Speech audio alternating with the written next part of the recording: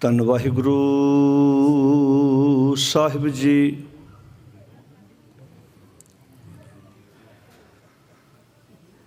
ਗੁਰ ਦਾਤਾ ਗੁਰ ਹਿਵੇਂ ਕਰ,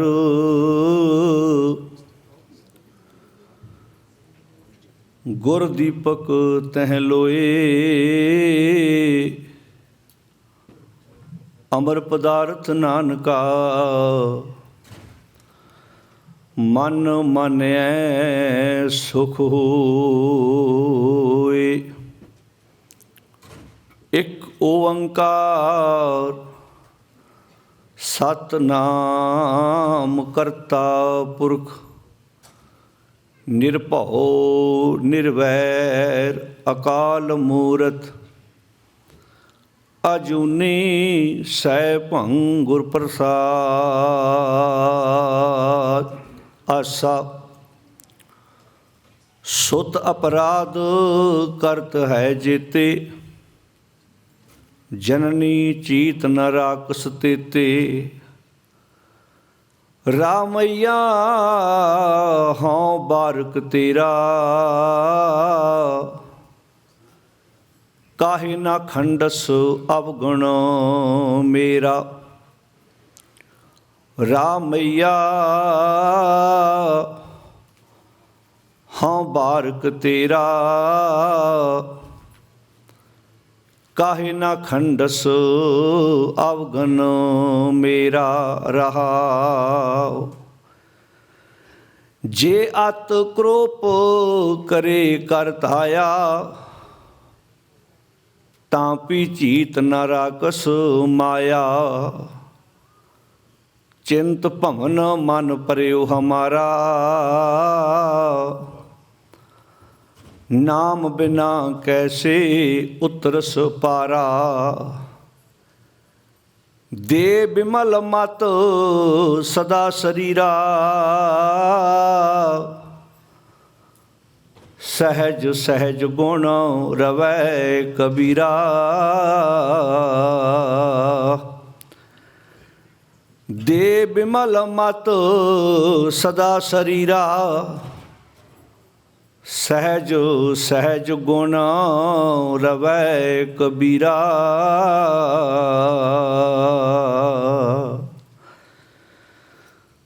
ਪਰਮ ਸਨਮਾਨਯੋਗ ਧੰਨ ਧੰਨ ਸ਼ਬਦ ਗੁਰੂ ਸ੍ਰੀ ਗੁਰੂ ਗ੍ਰੰਥ ਸਾਹਿਬ ਜੀ ਦੀ ਪਾਵਨ ਗੋਦ ਵਿੱਚ ਜੁੜ ਬੈਠੀ ਗੁਰੂ ਪਿਆਰੀ ਸਾਧ ਸੰਗਤ ਜੀਓ, ਗੁਰਦੇਵ ਜੀ ਦੀ ਪਾਵਨ ਗੋਦ ਵਿੱਚ ਬੈਠ ਕੇ ਅੱਜ ਦਾ ਇਹ ਗੁਰਮਤਿ ਸਮਾਗਮ, ਜੋ ਸਮੁੱਚੇ ਸੰਸਾਰ ਦੀਆਂ ਮਾਵਾਂ ਨੂੰ ਸਮਰਪਿਤ ਹੈ, ਬੜੇ ਅਦਬ ਨਾਲ ਮੇਰੇ ਤੋਂ ਪਹਿਲਾਂ ਆਪ ਜੀ ਨੇ ਭਾਈ ਸਾਹਿਬ ਹੁਣਾਂ ਦੇ ਜਥੇ ਪਾਸੋਂ, ਉਹਨਾਂ ਤੋਂ ਉਪਰੰਤ ਸਤਿਕਾਰਯੋਗੀ ਮਾਤਾ ਜੀ ਅਤੇ ਉਹਨਾਂ ਦੇ ਨਾਲ ਸਾਡੀਆਂ ਸਤਿਕਾਰਯੋਗ ਭੈਣਾਂ ਪਾਸੋਂ ਗੁਰਬਾਣੀ ਦਾ ਕੀਰਤਨ ਬੜੇ ਪਿਆਰ ਨਾਲ ਸਾਰਿਆਂ ਨੇ ਸਰਵਣ ਕੀਤਾ।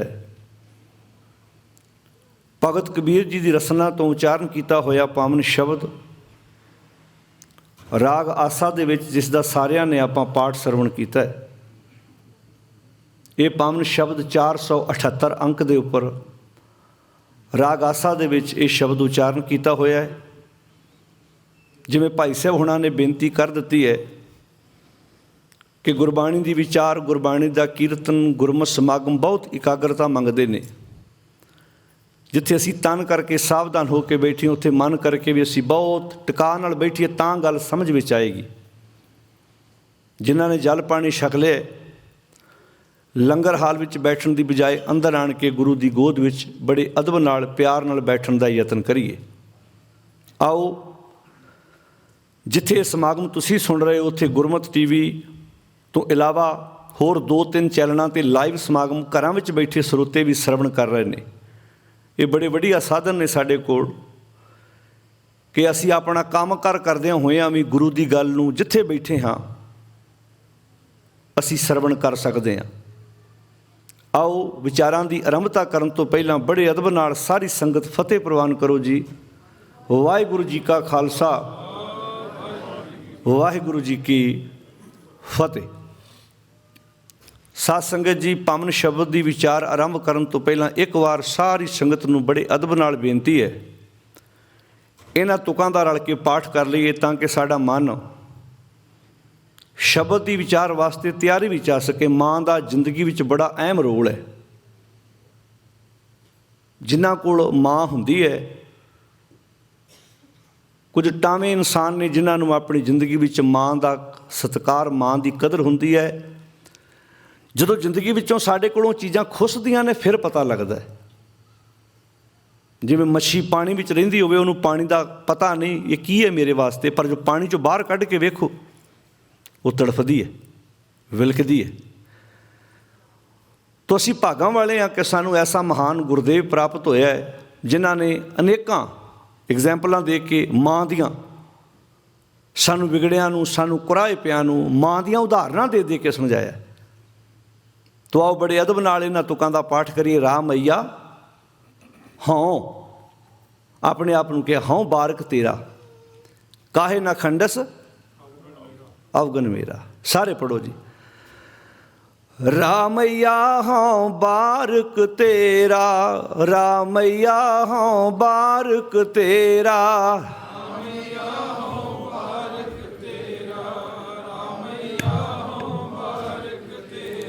ਰਾਮਈਆ ਹਉ ਬਾਰਕ ਤੇਰਾ, ਰਾਮਈਆ ਹਉ ਬਾਰਕ ਤੇਰਾ,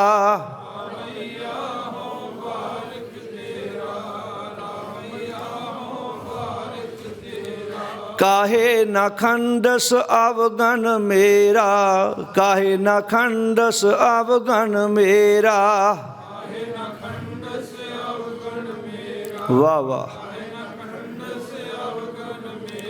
ਸੁਤ ਅਪਰਾਧ ਕਰਤ ਹੈ ਜੇਤੇ, ਸੁਤ ਅਪਰਾਧ ਕਰਤ ਹੈ ਜੇਤੇ,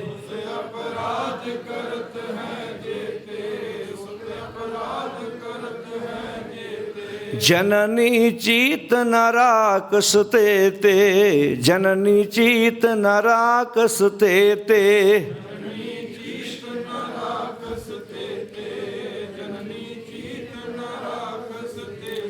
रामैया हूँ बारक तेरा, रामैया हूँ बारक तेरा,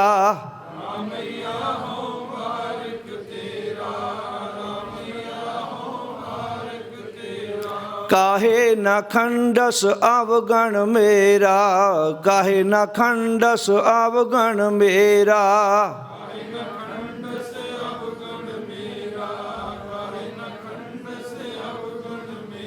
ਭਗਤ ਕਬੀਰ ਜੀ ਦੇ ਅਮੋਲਕ ਬਚਨ।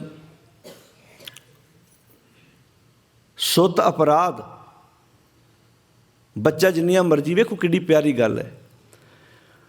ਭਗਤ ਕਬੀਰ ਜੀ ਕਹਿੰਦੇ, ਹੇ ਪ੍ਰਮਾਤਮਾ, ਹੇ ਅਕਾਲ ਪੁਰਖ, ਮੈਂ ਤੁਹਾਨੂੰ ਵੇਖਿਆ ਨਹੀਂ ਪਰ ਮੈਂ ਮਹਿਸੂਸ ਕਰਦਾ ਤੁਸੀਂ ਮਾਂ ਵਰਗੇ ਹੋਵੋਗੇ। ਕਿ ਸੁੱਤ ਅਪਰਾਧ ਕਰਤ ਹੈ ਜੀਤੇ।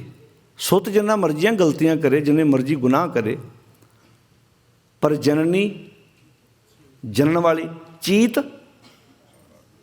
ਨਾ ਰਾਕਸ ਦਿੱਤੇ। ਮਾਂ ਗੁੱਸੇ 'ਚ ਕਿਤੇ ਪੁੱਤ ਨੂੰ ਉੱਤੋਂ ਕਹਿ ਵੀ ਜਾਏ ਨਾ, ਇਹਦੇ ਨਾਲ ਉਹ ਜੰਮਦਾ ਮਰ ਜਾਂਦਾ, ਤੇ ਪਰਾਂ ਜਾ ਕੇ ਫੇਰ ਕਹਿ ਦਿੰਦੀ ਹੈ, ਰੱਬਾ ਇਹ ਮੈਂ ਗੱਲ ਅੰਦਰੋਂ ਨਹੀਂ ਕਹੀ, ਇਹ ਗੱਲ ਮੈਂ, ਬੋਲੋ ਜੀ, ਗੁੱਸੇ 'ਚ ਕਿਤੇ ਮਾਂ ਦੇ ਉੱਤੇ ਹੱਥ ਵੀ ਚੱਕ ਦੇਵੇ। ਇੱਦਾਂ ਦੇ ਬੱਚੇ ਵੀ ਹੈਗੇ ਨੇ ਜਿਹੜੇ ਮਾਂ ਉੱਤੇ ਹੱਥ ਚੱਕਣ ਤੋਂ ਗੁਰੇਜ਼ ਵੀ, ਬੋਲੋ ਜੀ, ਨਹੀਂ ਕਰਦੇ। ਐਸੇ ਬੱਚੇ ਵੀ ਹੈਗੇ ਆ ਜਿਹੜੇ ਮਾਂ ਬਾਪ ਦੇ ਸਾਈਂ ਜਿਉਂਦੇ ਨੇ। ਦੁਨੀਆ 'ਤੇ ਤੁਹਾਨੂੰ ਹਰ ਕਿਸਮ ਦਾ ਇਨਸਾਨ ਮਿਲ ਜਾਣਾ।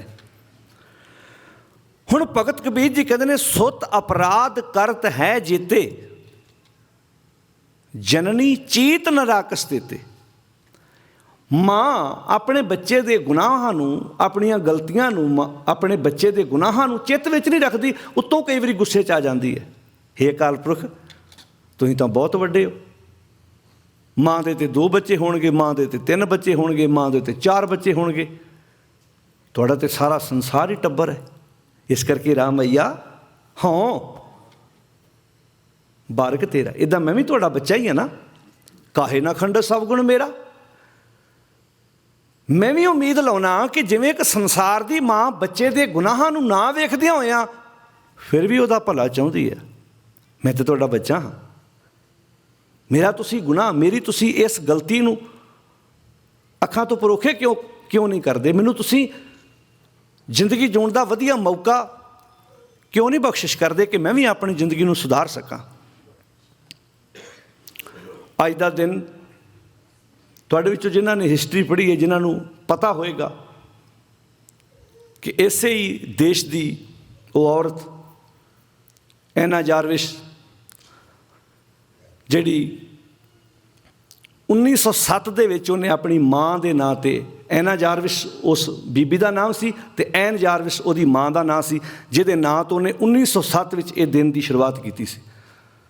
ਵੈਸਟ ਵਰਜੀਨੀਆ ਸਟੇਟ ਹੈ ਜਿੱਥੋਂ ਇਹ ਦਿਨ ਦੀ ਸ਼ੁਰੂਆਤ ਹੋਈ ਸੀ, ਅਤੇ ਚਰਚ ਵਿੱਚ ਉਹਨੇ ਦਿਨ ਸ਼ੁਰੂ ਕੀਤਾ ਜਾ ਕੇ ਕਿ ਮਾਂ ਦੇ ਵਾਸਤੇ ਇੱਕ ਦਿਨ ਹੋਣਾ ਚਾਹੀਦਾ, ਮਾਂ ਨੂੰ ਪਿਆਰ ਕਰ ਸਕੀਏ, ਮਾਂ ਦੇ ਨਾਂ 'ਤੇ ਕੋਈ ਦਿਨ ਹੋਵੇ, ਅਸੀਂ ਕਿਵੇਂ ਮਾਂ ਨੂੰ ਯਾਦ ਕਰਨਾ। ਪਰ ਜਿਸ ਨੀਅਤ ਨਾਲ, ਜਿਸ ਸੋਚ ਨਾਲ ਉਸ ਬੀਬੀ ਨੇ ਦਿਨ ਦੀ ਸ਼ੁਰੂਆਤ ਕੀਤੀ ਸੀ, ਐਨਾ ਜਾਰਵਿਸ ਨੇ 1920 ਦੇ ਵਿੱਚ ਹਾਲਮਾਰਕਸ, ਜਿਹੜੀ ਕਾਰਡ ਛਪਾਉਣ ਵਾਲੀ ਕੰਪਨੀ ਹੈ, ਉਹਨੇ ਨੂੰ ਕਮਰਸ਼ੀਅਲ ਕਰ ਦਿੱਤਾ। ਪਤਾ ਹੋਏਗਾ ਜਿਹਨਾਂ ਨੂੰ ਪਤਾ ਹੈ, ਜਿਹੜੀ ਹਿਸਟਰੀ ਪੜ੍ਹਦੇ ਨੇ, ਉਹਨਾਂ ਨੇ ਕਾਰਡ ਛਪਾ ਤੇ ਮਦਰ ਡੇ ਦੇ ਨਾਂ 'ਤੇ ਇੱਕ ਦਿਨ ਵਿਸ਼ ਕਰਨ ਵਾਸਤੇ, ਜਿਵੇਂ ਅੱਜ ਸਾਡੇ ਲੋਕ ਫੁੱਲ ਦੇ ਰਹੇ ਨੇ, ਅਤੇ ਫੁੱਲ ਬੋਲੋ ਜੀ, ਉਹਨੇ ਪ੍ਰੋਟੈਸਟ ਕੀਤਾ, ਵਿਰੋਧ ਕੀਤਾ ਕਿ ਮੈਂ ਇਸ ਵਾਸਤੇ ਚਰਚ ਵਿੱਚ ਇਹ ਦਿਨ ਦੀ ਸ਼ੁਰੂਆਤ ਨਹੀਂ ਸੀ ਕੀਤੀ ਕਿ ਵਿਖਾਵਾ ਬਣ ਜਾਏ, ਤੁਸੀਂ ਫੁੱਲ ਦਿਓ ਅਤੇ ਫੁੱਲ ਲਓ। ਹਕੀਕਤ ਵਿੱਚ ਮਾਂ ਨਾਲ ਪਿਆਰ ਕਰੋ, ਮਾਂ ਦਾ ਅਦਬ ਅੰਦਰੋਂ ਕਰੋ। ਕਾਰਡ ਲੈ ਲਿਆ, ਕਾਰਡ ਦੇ ਲਿਆ, ਫੁੱਲ ਦੇ ਲਏ ਅਤੇ ਫੁੱਲ ਲੈ ਲਏ, ਤੁਸੀਂ ਤੈਨੂੰ ਕਮਰਸ਼ੀਅਲ ਬਣਾਤਾ। ਉਸ ਬੀਬੀ ਨੇ 1920 ਦੇ ਵਿੱਚ ਉਹਨਾਂ ਨੇ ਇੱਕ ਕਮਰਸ਼ੀਅਲ ਤੌਰ 'ਤੇ ਕਾਰਡ ਛਪਾਉਣੇ ਸ਼ੁਰੂ ਕਰਤੇ, ਅਤੇ ਉਸ ਬੀਬੀ ਇਕੱਲੀ ਨੇ ਵਿਰੋਧ ਕੀਤਾ ਸੀ ਕਿ ਮੇਰੀ ਨੀਅਤ 13 ਸਾਲ ਬਾਅਦ, 7 ਸ਼ੁਰੂਆਤ ਕੀਤੀ, 13 ਸਾਲ ਬਾਅਦ, 13 ਸਾਲ 'ਤੇ ਵਧੀਆ ਚੱਲਿਆ ਕੰਮ। ਅਤੇ ਆਪ ਜੀ ਨੂੰ ਪਤਾ ਹੋਏਗਾ ਮਈ ਦੇ ਦੂਸਰੇ ਸੰਡੇ ਨੂੰ ਇਹ ਹਰ ਸਾਲ ਮਨਾਇਆ ਜਾਂਦਾ। ਡੇਟ ਕਨਫਰਮ ਨਹੀਂ ਹੈ, ਇੱਕ ਡੇਟ ਨਹੀਂ ਦਿੱਤੀ ਗਈ, ਪਰ ਇੱਦਾਂ ਕਹਿ ਦਿੱਤਾ ਗਿਆ ਕਿ ਹਰ ਮਈ ਮਹੀਨੇ ਦੇ ਦੂਸਰੇ ਸੰਡੇ ਨੂੰ ਇਹ ਦਿਨ ਆਏਗਾ। ਹੁਣ ਜਿਸ ਸੋਚ ਨਾਲ ਉਸ ਬੀਬੀ ਨੇ, ਐਨਾ ਜਾਰਵਿਸ ਨੇ ਇਹ ਸ਼ੁਰੂਆਤ ਕੀਤੀ, ਮਾਰੋ ਅੱਜ ਧਿਆਨ, ਉਹਨੇ ਚਰਚ ਸ਼ੁਰੂ ਕੀਤੀ, ਅੱਜ ਆਪਾਂ ਗੁਰਦੁਆਰੇ ਬੈਠੇ ਹਾਂ। ਅੱਜ ਕੀ ਹੋ ਗਿਆ? ਅੱਜ ਇਹਨੂੰ ਕਮਰਸ਼ੀਅਲ ਬਣਾ ਕੇ ਕਾਰਡ ਦਿੱਤਾ ਜਾ ਰਿਹਾ, ਲਿਆ ਜਾ ਰਿਹਾ, ਫੁੱਲ ਦਿੱਤੇ ਜਾ ਰਹੇ ਨੇ, ਅਤੇ ਉਹ ਵੀ ਲੋਕ ਅੱਜ ਫੇਸਬੁੱਕ 'ਤੇ ਆਪਣੀ ਫੋਟੋ ਪਾਉਣਗੇ ਜਿਨ੍ਹਾਂ ਦਾ ਮਾਂ ਨਾਲ ਕੋਈ ਬੋਲ ਚਾਲ ਵੀ, ਉੱਚੀ ਬੋਲ ਕੇ ਦੱਸੋ ਜੀ, ਨਹੀਂ ਹੈਗਾ। ਕਮਰਸ਼ੀਅਲ ਬਣਿਆ ਕਿ ਨਾ ਬਣਿਆ? ਲੋਕਾਂ ਕੋਲ ਵਿਊ ਲੈਣ ਲਈ ਵੀ ਬੱਲੇ ਬੱਲੇ ਇਹਦਾ ਮਾਂ ਨਾਲ ਬੜਾ ਪਿਆਰ ਹੈ, ਇਹ ਤਾਂ ਮਾਂ ਨਾਲ ਬੜਾ ਸਨੇਹ ਕਰ। ਮੈਨੂੰ ਪਹਿਲਾਂ ਪਤਾ ਵੀ ਇਹ ਗੱਲਾਂ ਸਾਰਿਆਂ ਨੂੰ ਹਜਮ, ਉੱਚੀ ਬੋਲੋ ਜੀ, ਪਰ ਕਰਨੀਆਂ ਪੈਣੀਆਂ ਹੁਣ ਜੇ ਆਪਾਂ ਆਏ ਹਾਂ ਤਾਂ ਇੱਥੇ। ਅਸੀਂ ਭਾਗਾਂ ਵਾਲੇ ਹਾਂ ਕਿ 1907 ਦੇ ਵਿੱਚ ਐਨਾ ਜਾਰਵਿਸ ਨੇ ਸ਼ੁਰੂਆਤ ਕੀਤੀ, 1907 ਦੇ ਵਿੱਚ। ਅਤੇ ਭਾਈ ਗੁਰਦਾਸ ਜੀ ਨੇ, ਜਿਨ੍ਹਾਂ ਨੇ ਗੁਰੂ ਅਰਜਨ ਸਾਹਿਬ ਜੀ ਦੀ ਗੋਦ ਵਿੱਚ ਬੈਠ ਕੇ ਬਾਣੀ ਲਿਖੀ, ਕਦੀ ਉਹਨਾਂ ਦੀਆਂ ਵਾਰਾਂ ਦਾ ਪਾਠ ਕਰਕੇ ਵੇਖੋ। ਭਾਈ ਗੁਰਦਾਸ ਜੀ ਕਹਿੰਦੇ ਜਦੋਂ ਘਰ ਦੇ ਵਿੱਚ ਮਾਂ ਬੱਚੇ ਨੂੰ ਜਨਮ ਦਿੰਦੀ ਹੈ, ਉਸ ਦਿਨ ਦਾ ਇੰਤਜ਼ਾਰ ਕਰਦੀ ਹੈ, ਕਦੋਂ ਇਹ ਜਵਾਨ ਹੋਵੇ, ਕਦੋਂ ਇਹਦਾ ਮੈਂ ਆਨੰਦ ਕਾਰਜ ਕਰਾਂ, ਕਦੋਂ ਇਹਨੂੰ ਮੈਂ ਵਿਆਹ ਕੇ ਲਿਆਵਾਂ।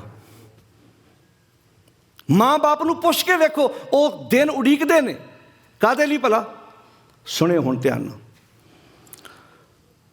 ਮਾਤਾ ਪਿਤਾ ਆਨੰਦ ਵਿੱਚ, ਭਾਈ ਗੁਰਦਾਸ ਜੀ ਕਹਿੰਦੇ ਨੇ, ਨਾਲ ਪਿਤਾ ਸ਼ਬਦ ਵੀ ਵਰਤਿਆ, ਕਿਉਂਕਿ ਜਿੱਥੇ ਮਾਂ ਦਾ ਸਤਿਕਾਰ, ਜਿਵੇਂ ਹੁਣੇ ਮੇਰੀਆਂ ਭੈਣਾਂ ਦੱਸ ਕੇ ਗਈਆਂ, ਜਿੱਥੇ ਮਦਰਸ ਡੇ ਹੈ ਉੱਥੇ ਫਾਦਰ ਡੇ ਵੀ ਹੈਗਾ ਨਾ, ਬਾਪ ਦਾ ਵੀ ਰੋਲ ਕੋਈ ਘੱਟ ਨਹੀਂ ਹੈ। ਮਾਤਾ ਪਿਤਾ ਆਨੰਦ ਵਿੱਚ ਪੁੱਤਰ ਦੀ ਕੁੜਮਾਈ ਹੋਈ, ਇਹ 1907 ਹੈ, ਜਾਰਵਿਸ ਦਾ ਦਿਨ, ਮਦਰਸ ਡੇ। ਅਤੇ ਭਾਈ ਗੁਰਦਾਸ 1604 ਦੇ ਵਿੱਚ ਇਹ ਬੀੜ ਦੀ ਸੰਪਾਦਨਾ ਹੁੰਦੀ ਹੈ, ਅਤੇ ਭਾਈ ਗੁਰਦਾਸ ਜੀ ਉਦੋਂ ਪੌੜੀਆਂ ਲਿਖਦੇ ਨੇ ਬੀੜ ਲਿਖਣ ਤੋਂ ਬਾਅਦ। ਜਿਹਦਾ ਮਤਲਬ ਕਿੰਨੇ ਐਡਵਾਂਸ ਹੋਣਗੇ। ਹੁਣ ਸਾਲਾਂ ਦੇ ਜੋੜ ਘਟਾਓ, ਤੁਸੀਂ ਆਪੇ ਕਰ ਲਓ। ਮਾਤਾ ਪਿਤਾ ਆਨੰਦ ਵਿੱਚ ਪੁੱਤਰ ਦੀ ਕੁੜਮਾਈ ਹੋਈ। ਜਦੋਂ ਪੁੱਤਰ ਦੀ ਕੁੜਮਾਈ ਹੁੰਦੀ ਹੈ ਨਾ, ਉਹ ਦਿਨ ਮਾਂ ਬਾਪ ਨੂੰ ਖੁਸ਼ੀ ਹੁੰਦੀ ਹੈ ਕਿ ਨਹੀਂ ਹੁੰਦੀ? ਬੋਲ ਕੇ ਦੱਸੋ ਜੀ ਸਾਰੇ, ਆਪਾਂ ਸਾਰੇ ਗ੍ਰਸਤੀ ਬੈਠੇ ਹਾਂ, ਬੋਲੋ ਸਾਧ ਸੰਗਤ ਜੀ। ਖੁਸ਼ ਉਦੋਂ ਮਾਂ ਬਾਪ ਅੰਦਰੋਂ ਖੁਸ਼ ਹੁੰਦਾ ਕਿ ਨਹੀਂ ਹੁੰਦਾ ਜੀ? ਸੱਸ ਜੀ ਇਹ ਤਾਂ ਫਿਰ ਖੁੱਲ੍ਹ ਕੇ ਜਵਾਬ ਦਿਓ ਨਾ, ਇਹ ਕਿਹੜਾ ਮੈਂ ਸ਼ਬਦ ਪੁੱਛ ਰਿਹਾ ਕੋਈ, ਇਹ ਤਾਂ ਖੁੱਲ੍ਹ ਕੇ ਕਹੋ ਵੀ ਮਾਂ ਬਾਪ ਨੂੰ ਬੜੀ, ਇੱਦਾਂ ਖੁੱਲ੍ਹ ਕੇ ਮਾਂ ਬਾਪ ਨੂੰ ਬੜੀ ਖੁਸ਼ੀ ਹੁੰਦੀ ਹੈ, ਖੁਸ਼ੀ ਹੁੰਦੀ ਹੈ ਨਾ। ਕੋਈ ਮਾਂ ਬਾਪ ਇੱਦਾਂ ਬੱਧਾ ਚੱਟੀ ਤਾਂ ਨਹੀਂ ਆਪਣੇ ਪੁੱਤਰ ਧੀ ਦਾ ਵਿਆਹ ਕਰਦਾ, ਉਹ ਤਾਂ ਖੁਸ਼ ਹੋ ਕੇ ਕਰਦੇ ਆ। ਮਾਤਾ ਪਿਤਾ ਆਨੰਦ। ਹੁਣ ਵੇਖੋ ਮੈਂ ਜਿਹੜੀਆਂ ਵਿਚਾਰਾਂ ਇੱਥੇ ਭਾਈ ਗੁਰਦਾਸ ਜੀ ਦੀਆਂ ਕਰ ਲਗਾ ਨਾ, ਇੱਥੇ ਜਿੱਥੇ ਢੁਕਦੀਆਂ ਢਕਾਈ ਆਪੇ ਜਾਇਓ। ਜਿਵੇਂ ਪੰਜਾਬ ਦੀ ਰੋਡਵੇਜ਼ ਦੀਆਂ ਬੱਸਾਂ ਦੇ ਪਿੱਛੇ ਲਿਖਿਆ ਹੁੰਦਾ, ਮਾੜੀ ਮਾੜੀ ਖਾਂਸੀ ਆਉਂਦੀ ਹੋਵੇ, ਬਦਨ ਮਾੜਾ ਮਾੜਾ ਦਰਦ ਕਰਦਾ ਹੋਵੇ ਅਤੇ ਛਾਤੀ ਥੋੜ੍ਹੀ ਥੋੜ੍ਹੀ ਭਾਰੀ ਰਹਿੰਦੀ ਹੋਵੇ, ਬਲਗਮ ਹੋਵੇ, ਅਤੇ ਨੇੜ ਦੇ ਹੌਸਪੀਟਲ ਜਾ ਕੇ ਚੈੱਕ ਕਰਾਓ, ਕਿਉਂਕਿ ਇਹ ਲੱਛਣ TB ਦੇ ਜੇ। ਉਹ ਬਾਹੋਂ ਫੜ ਫੜ ਕੇ ਬੰਦੇ ਨੂੰ ਨਹੀਂ ਕਹਿੰਦੇ ਵੀ ਤੈਨੂੰ ਵੀ TB ਆ, ਤੈਨੂੰ ਵੀ TB ਆ, ਤੈਨੂੰ ਵੀ TB। ਉਹਦਾ ਮਤਲਬ ਹੁੰਦਾ ਜੇ ਇਹ ਹਰਕਤਾਂ ਪਾਈਆਂ ਜਾ ਰਹੀਆਂ ਤਾਂ ਨੇੜਲੇ ਹੌਸਪੀਟਲ ਜਾ ਕੇ ਚੈੱਕਅਪ ਕਰਾਓ। ਬਾਣੀ ਵਿੱਚ ਭਾਈ ਗੁਰਦਾਸ ਜੀ ਨੇ ਬੰਦੇ ਦੇ ਲੱਛਣ ਦੱਸ ਦਿੱਤੇ ਆ। ਬੰਦਿਆ ਆਪਣੇ ਆਪਣੇ ਜੀਵਨ 'ਤੇ ਇਹ ਲਾ ਕੇ ਵੇਖ ਲਾ ਵੀ ਤੂੰ ਇਹਨਾਂ ਵਿੱਚੋਂ ਕਿਹੜੀ ਕੈਟਾਗਰੀ 'ਚ ਆਉਣਾ। ਇਹ ਥੋੜ੍ਹਾ ਆਖਿਆ ਤੂੰ ਗੁਰਮੁਖ ਹੈ, ਤੂੰ ਮਨਮੁਖ ਹੈ। ਨਾ ਨਾ, ਇੱਦਾਂ ਨਹੀਂ ਆਖਿਆ ਕਿਸੇ ਨੂੰ, ਨਾ ਇੱਦਾਂ ਨਹੀਂ ਆਖਿਆ। ਲੱਛਣ ਬਿਆਨ ਕਰ ਦਿੱਤੇ, ਲਾਉਣੇ ਆਪਣੇ ਆਪ 'ਤੇ ਅਸੀਂ ਸਾਰਿਆਂ ਨੇ। ਹੁਣ ਆਹ ਜਿਹੜੇ ਆ ਇੱਥੇ ਨੂੰਹ ਪੁੱਤ ਮਾਂ ਅਤੇ ਬਾਪ ਚੌਂ ਦੀ ਗੱਲ ਹੋਣੀ ਇਸ ਪੌੜੀ 'ਚ। ਆਪਣੇ ਆਪਣੇ 'ਤੇ ਟਿਕਾ ਲਿਓ ਵੀ ਜੇ ਢੁਕਦੀ ਹੈ ਤਾਂ ਠੀਕ ਹੈ, ਨਹੀਂ ਢੁਕਦੀ ਤਾਂ ਫਿਰ ਮਾਣ ਨਾ ਕਿਉਂ ਵੀ ਸਾਡੇ 'ਤੇ ਨਹੀਂ ਢੁਕਦੀ। ਮਾਤਾ ਪਿਤਾ ਆਨੰਦ ਵਿੱਚ ਪੁੱਤਰ ਦੀ ਕੁੜਮਾਈ ਹੋਈ, ਰਹੱਸੀ ਅੰਗ ਨਾ ਮਾਵਈ, ਗਾਵੈ ਸੋ ਲੜੈ ਸੁਖ ਹੋਈ। ਜਦੋਂ ਕੜਮਾਈ ਹੁੰਦੀ ਨਾ, ਰਹੱਸੀ ਐ ਖੁਸ਼ ਹੁੰਦੀ ਐ, ਰਾਸ ਨਾਲ ਭਰ ਜਾਂਦੀ ਹੈ। ਗਾਵੈ ਸੋਲੜੇ ਸੁੱਖ ਹੋਈ, ਸੋਲੇ ਗਾਉਂਦੀ ਹੈ। ਵਿਗਸੀ ਪੁੱਤਰ ਵਿਆਹੀ ਹੈ, ਵਿਗਾਸ ਚਾਹੁੰਦੀ ਹੈ ਮੇਰਾ ਪੁੱਤਰ ਦਾ ਵਿਆਹ ਹੋਣ ਲੱਗਾ, ਲੋਕੋ ਮੈਨੂੰ ਵਧਾਈਆਂ ਦਿਓ ਅਤੇ ਮੇਰੇ ਕੋਲ ਵਧਾਈਆਂ ਲਓ। ਉਡੀਕਦੀ ਆ ਕੋਈ ਮੈਨੂੰ ਫੋਨ ਕਰਕੇ ਵਧਾਈ ਦੇਵੇ, ਕੋਈ ਮੇਰੇ ਘਰ ਆ ਕੇ ਵਧਾਈ ਦੇਵੇ। ਵਿਗਸੀ ਪੁੱਤਰ ਵਿਆਹੀ ਹੈ, ਘੋੜੀ ਲਾਵਾਂ ਗਾਂ ਭਲੋਈ, ਸੁੱਖਾਂ ਸੁੱਖੈ ਮਾਵੜੀ, ਪੁੱਤ ਨੂੰਹ ਦਾ ਮੇਲ ਅਲੋਈ। ਜਦੋਂ ਪੁੱਤ ਅਤੇ ਨੂੰਹ ਇੱਦਾਂ ਇਕੱਠੇ ਹੋ ਕੇ ਬਹਿੰਦੇ ਆ ਨਾ, ਉਹ ਕੀ ਕਰਦੀ ਮਾਂ? ਸੁੱਖਾਂ ਸੁੱਖਦੀ ਆ। ਕਿਉਂ ਸਾਧ ਸੰਗਤ ਜੀ, ਆਪਾਂ ਮਾਵਾਂ ਵੀ ਬੈਠੀਆਂ, ਕੋਈ ਮਾਂ ਚਾਹੁੰਦੀ ਮੇਰਾ ਨੂੰਹ ਪੁੱਤ ਇਕੱਠੇ ਹੋ ਕੇ ਨਾ ਬਵੇ, ਉਹ ਗੱਲਾਂ ਕਰਨ, ਪਿਆਰ ਕਰਨ। ਸੁੱਖਾਂ ਸੁੱਖੈ ਮਾਵੜੀ, ਪੁੱਤ ਨੂੰਹ ਦਾ ਮੇਲ ਅਲੋਈ। ਲਓ ਅੱਗੇ ਪਾਤਰ ਬਦਲ ਗਿਆ। ਸਾਰਾ ਦਿਨ ਪੁੱਤ ਬਾਹਰ ਕੰਮ ਕਰਦਾ। ਹੁਣ ਇਹ ਸਾਰੀਆਂ ਬੀਬੀਆਂ 'ਤੇ ਨਹੀਂ ਢੁਕਦਾ, ਜਿਹੜੀਆਂ ਪਿੱਛੋਂ ਪ੍ਰਣ ਕਰਕੇ ਆਈਆਂ ਹੁੰਦੀਆਂ ਵੀ ਮੈਂ ਜਾਂਦਿਆਂ ਉਸ ਘਰ 'ਚ ਇਕੱਠੇ ਮਾਂ ਬਾਪ ਨਾਲ ਰਹਿਣਾ। ਇਹ ਉਸ ਬੀਬੀ ਦੀ ਗੱਲ ਹੋ ਰਹੀ ਹੈ। ਉਹ ਬੀਬੀ ਸਾਰਾ ਦਿਨ ਪਤੀ ਬਾਹਰ ਕੰਮਕਾਰ ਕਰਦਾ। ਵੇਖੋ ਭਾਈ ਗੁਰਦਾਸ ਜੀ ਨੇ 1604 'ਚ ਗੱਲ ਲਿਖ ਦਿੱਤੀ, ਅਤੇ ਹੁਣ ਕਿਹੜਾ ਸੰਨ ਚੱਲ ਰਿਹਾ ਬੋਲ ਕੇ ਦੱਸਿਓ ਭਲਾ। ਇਹਦਾ ਮਤਲਬ ਉਦੋਂ ਵੀ ਇਹ ਪ੍ਰੋਬਲਮ ਹੋਣਗੀਆਂ ਨਾ। ਬੋਲੋ ਸਾਧ ਸੰਗਤ ਜੀ।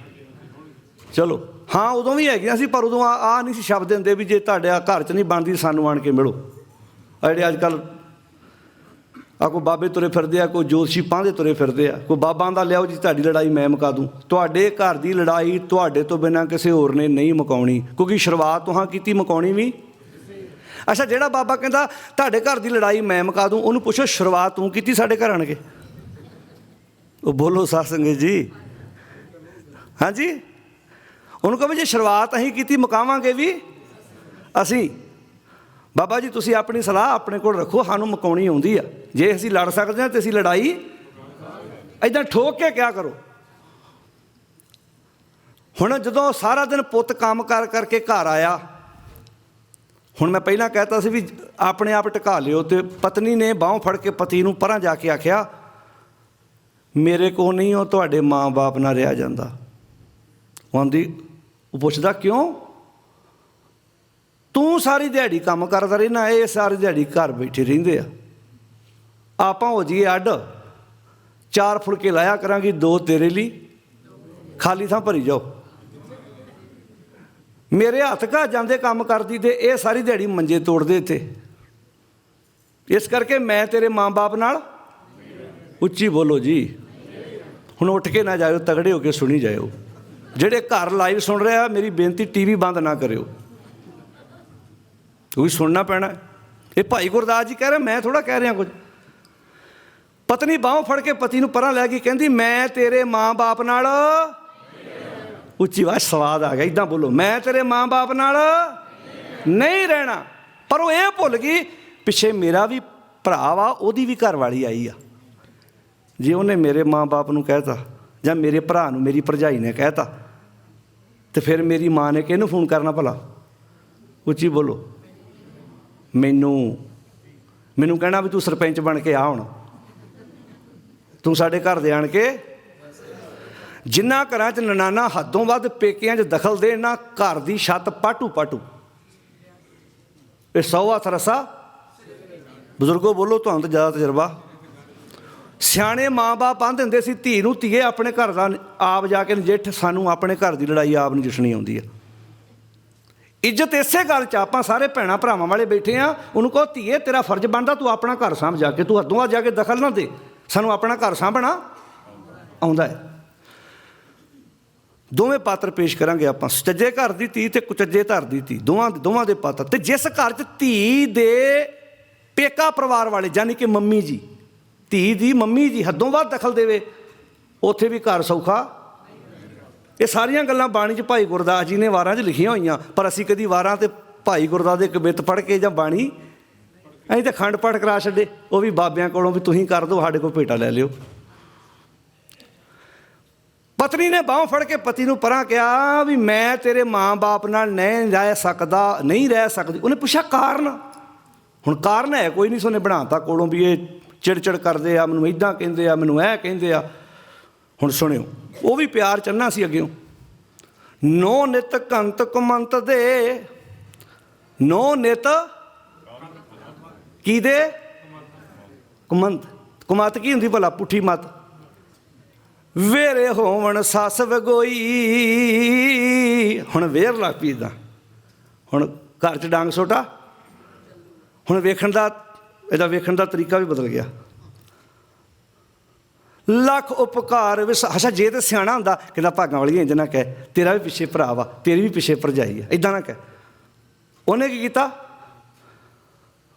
ਲੱਖ ਉਪਕਾਰ ਵਿਸਾਰ ਕੇ ਪੁੱਤ ਕਪੁੱਤ ਚੱਕੀ ਉੱਠ ਝੋਈ। ਲੱਖਾਂ ਉਪਕਾਰ ਭੁਲਾਤੇ। ਉਹ ਜਦੋਂ ਮੈਂ ਬਿਮਾਰ ਹੁੰਦਾ ਸੀ, ਮੇਰੇ ਮੂੰਹ 'ਚ ਜਵੈਣ ਚਿੱਤ ਕੇ ਮੇਰੀ ਮਾਂ ਪਾਉਂਦੀ ਰਹੀ। ਉਹ ਸਰਦੀਆਂ ਦੇ ਦਿਨਾਂ 'ਚ ਮੈਂ ਪਿਸ਼ਾਬ ਕਰ ਦਿੰਦਾ ਸੀ, ਆਪ ਗਿੱਲੇ ਥਾਂ 'ਤੇ ਪੈਂਦੀ ਸੀ, ਮੈਨੂੰ ਸੁੱਕੇ ਥਾਂ 'ਤੇ ਪਾਉਂਦੀ ਸੀ।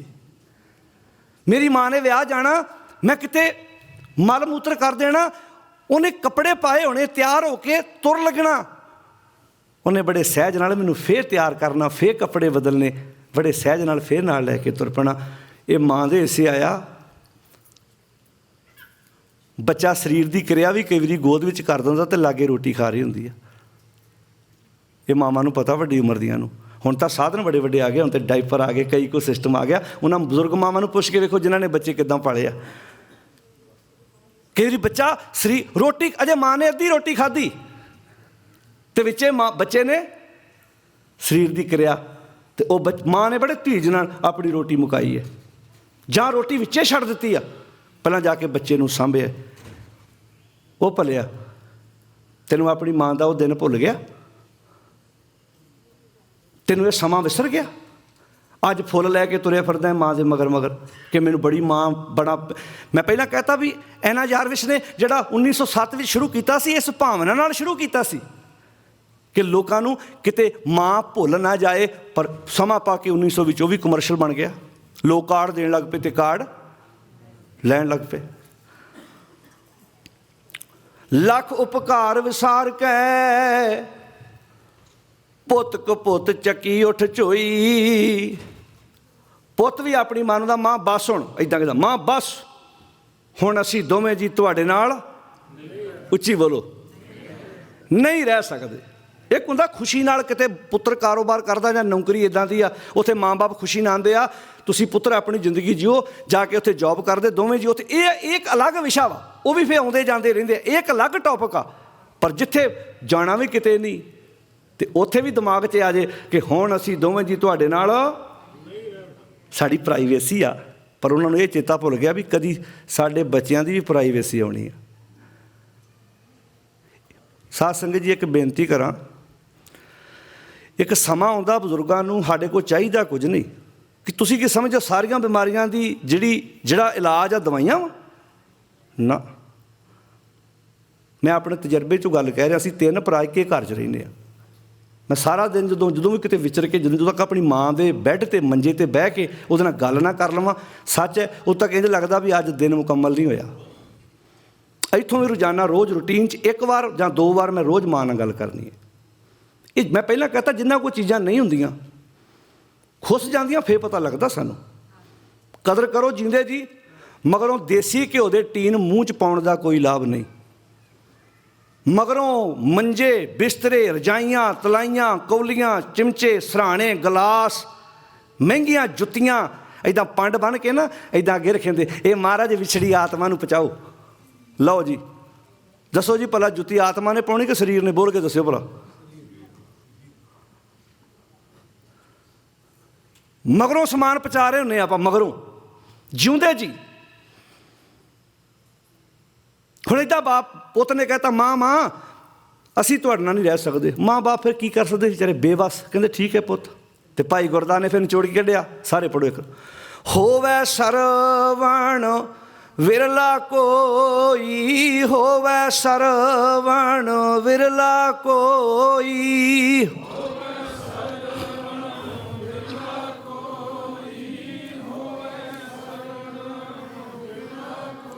ਹੋਵੈ ਸਰਵਣ ਵਿਰਲਾ ਕੋਈ, ਹੋਵੈ ਸਰਵਣ ਵਿਰਲਾ ਕੋਈ,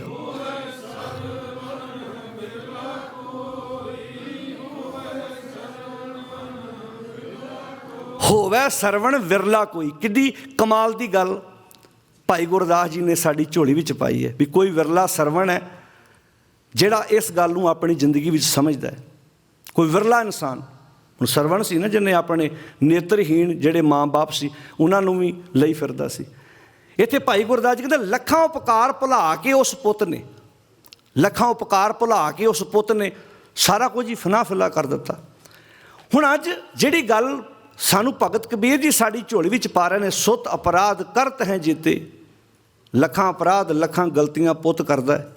ਜਨਨੀ ਚੀਤ ਨਾ ਰਾਕਸ ਤੇ ਤੇਰਾ ਮਈਆ, ਹਉ ਬਾਰਕ ਤੇਰਾ ਹੈ ਰਮੇ ਹੋਏ ਪ੍ਰਮਾਤਮਾ ਕਾਲ ਪੁਰਖ ਜੀ, ਹਉ ਬਾਰਕ ਤੇਰਾ ਕਾਹੇ ਨਾ ਖੰਡਸ ਅਵਗਣ ਮੇਰਾ।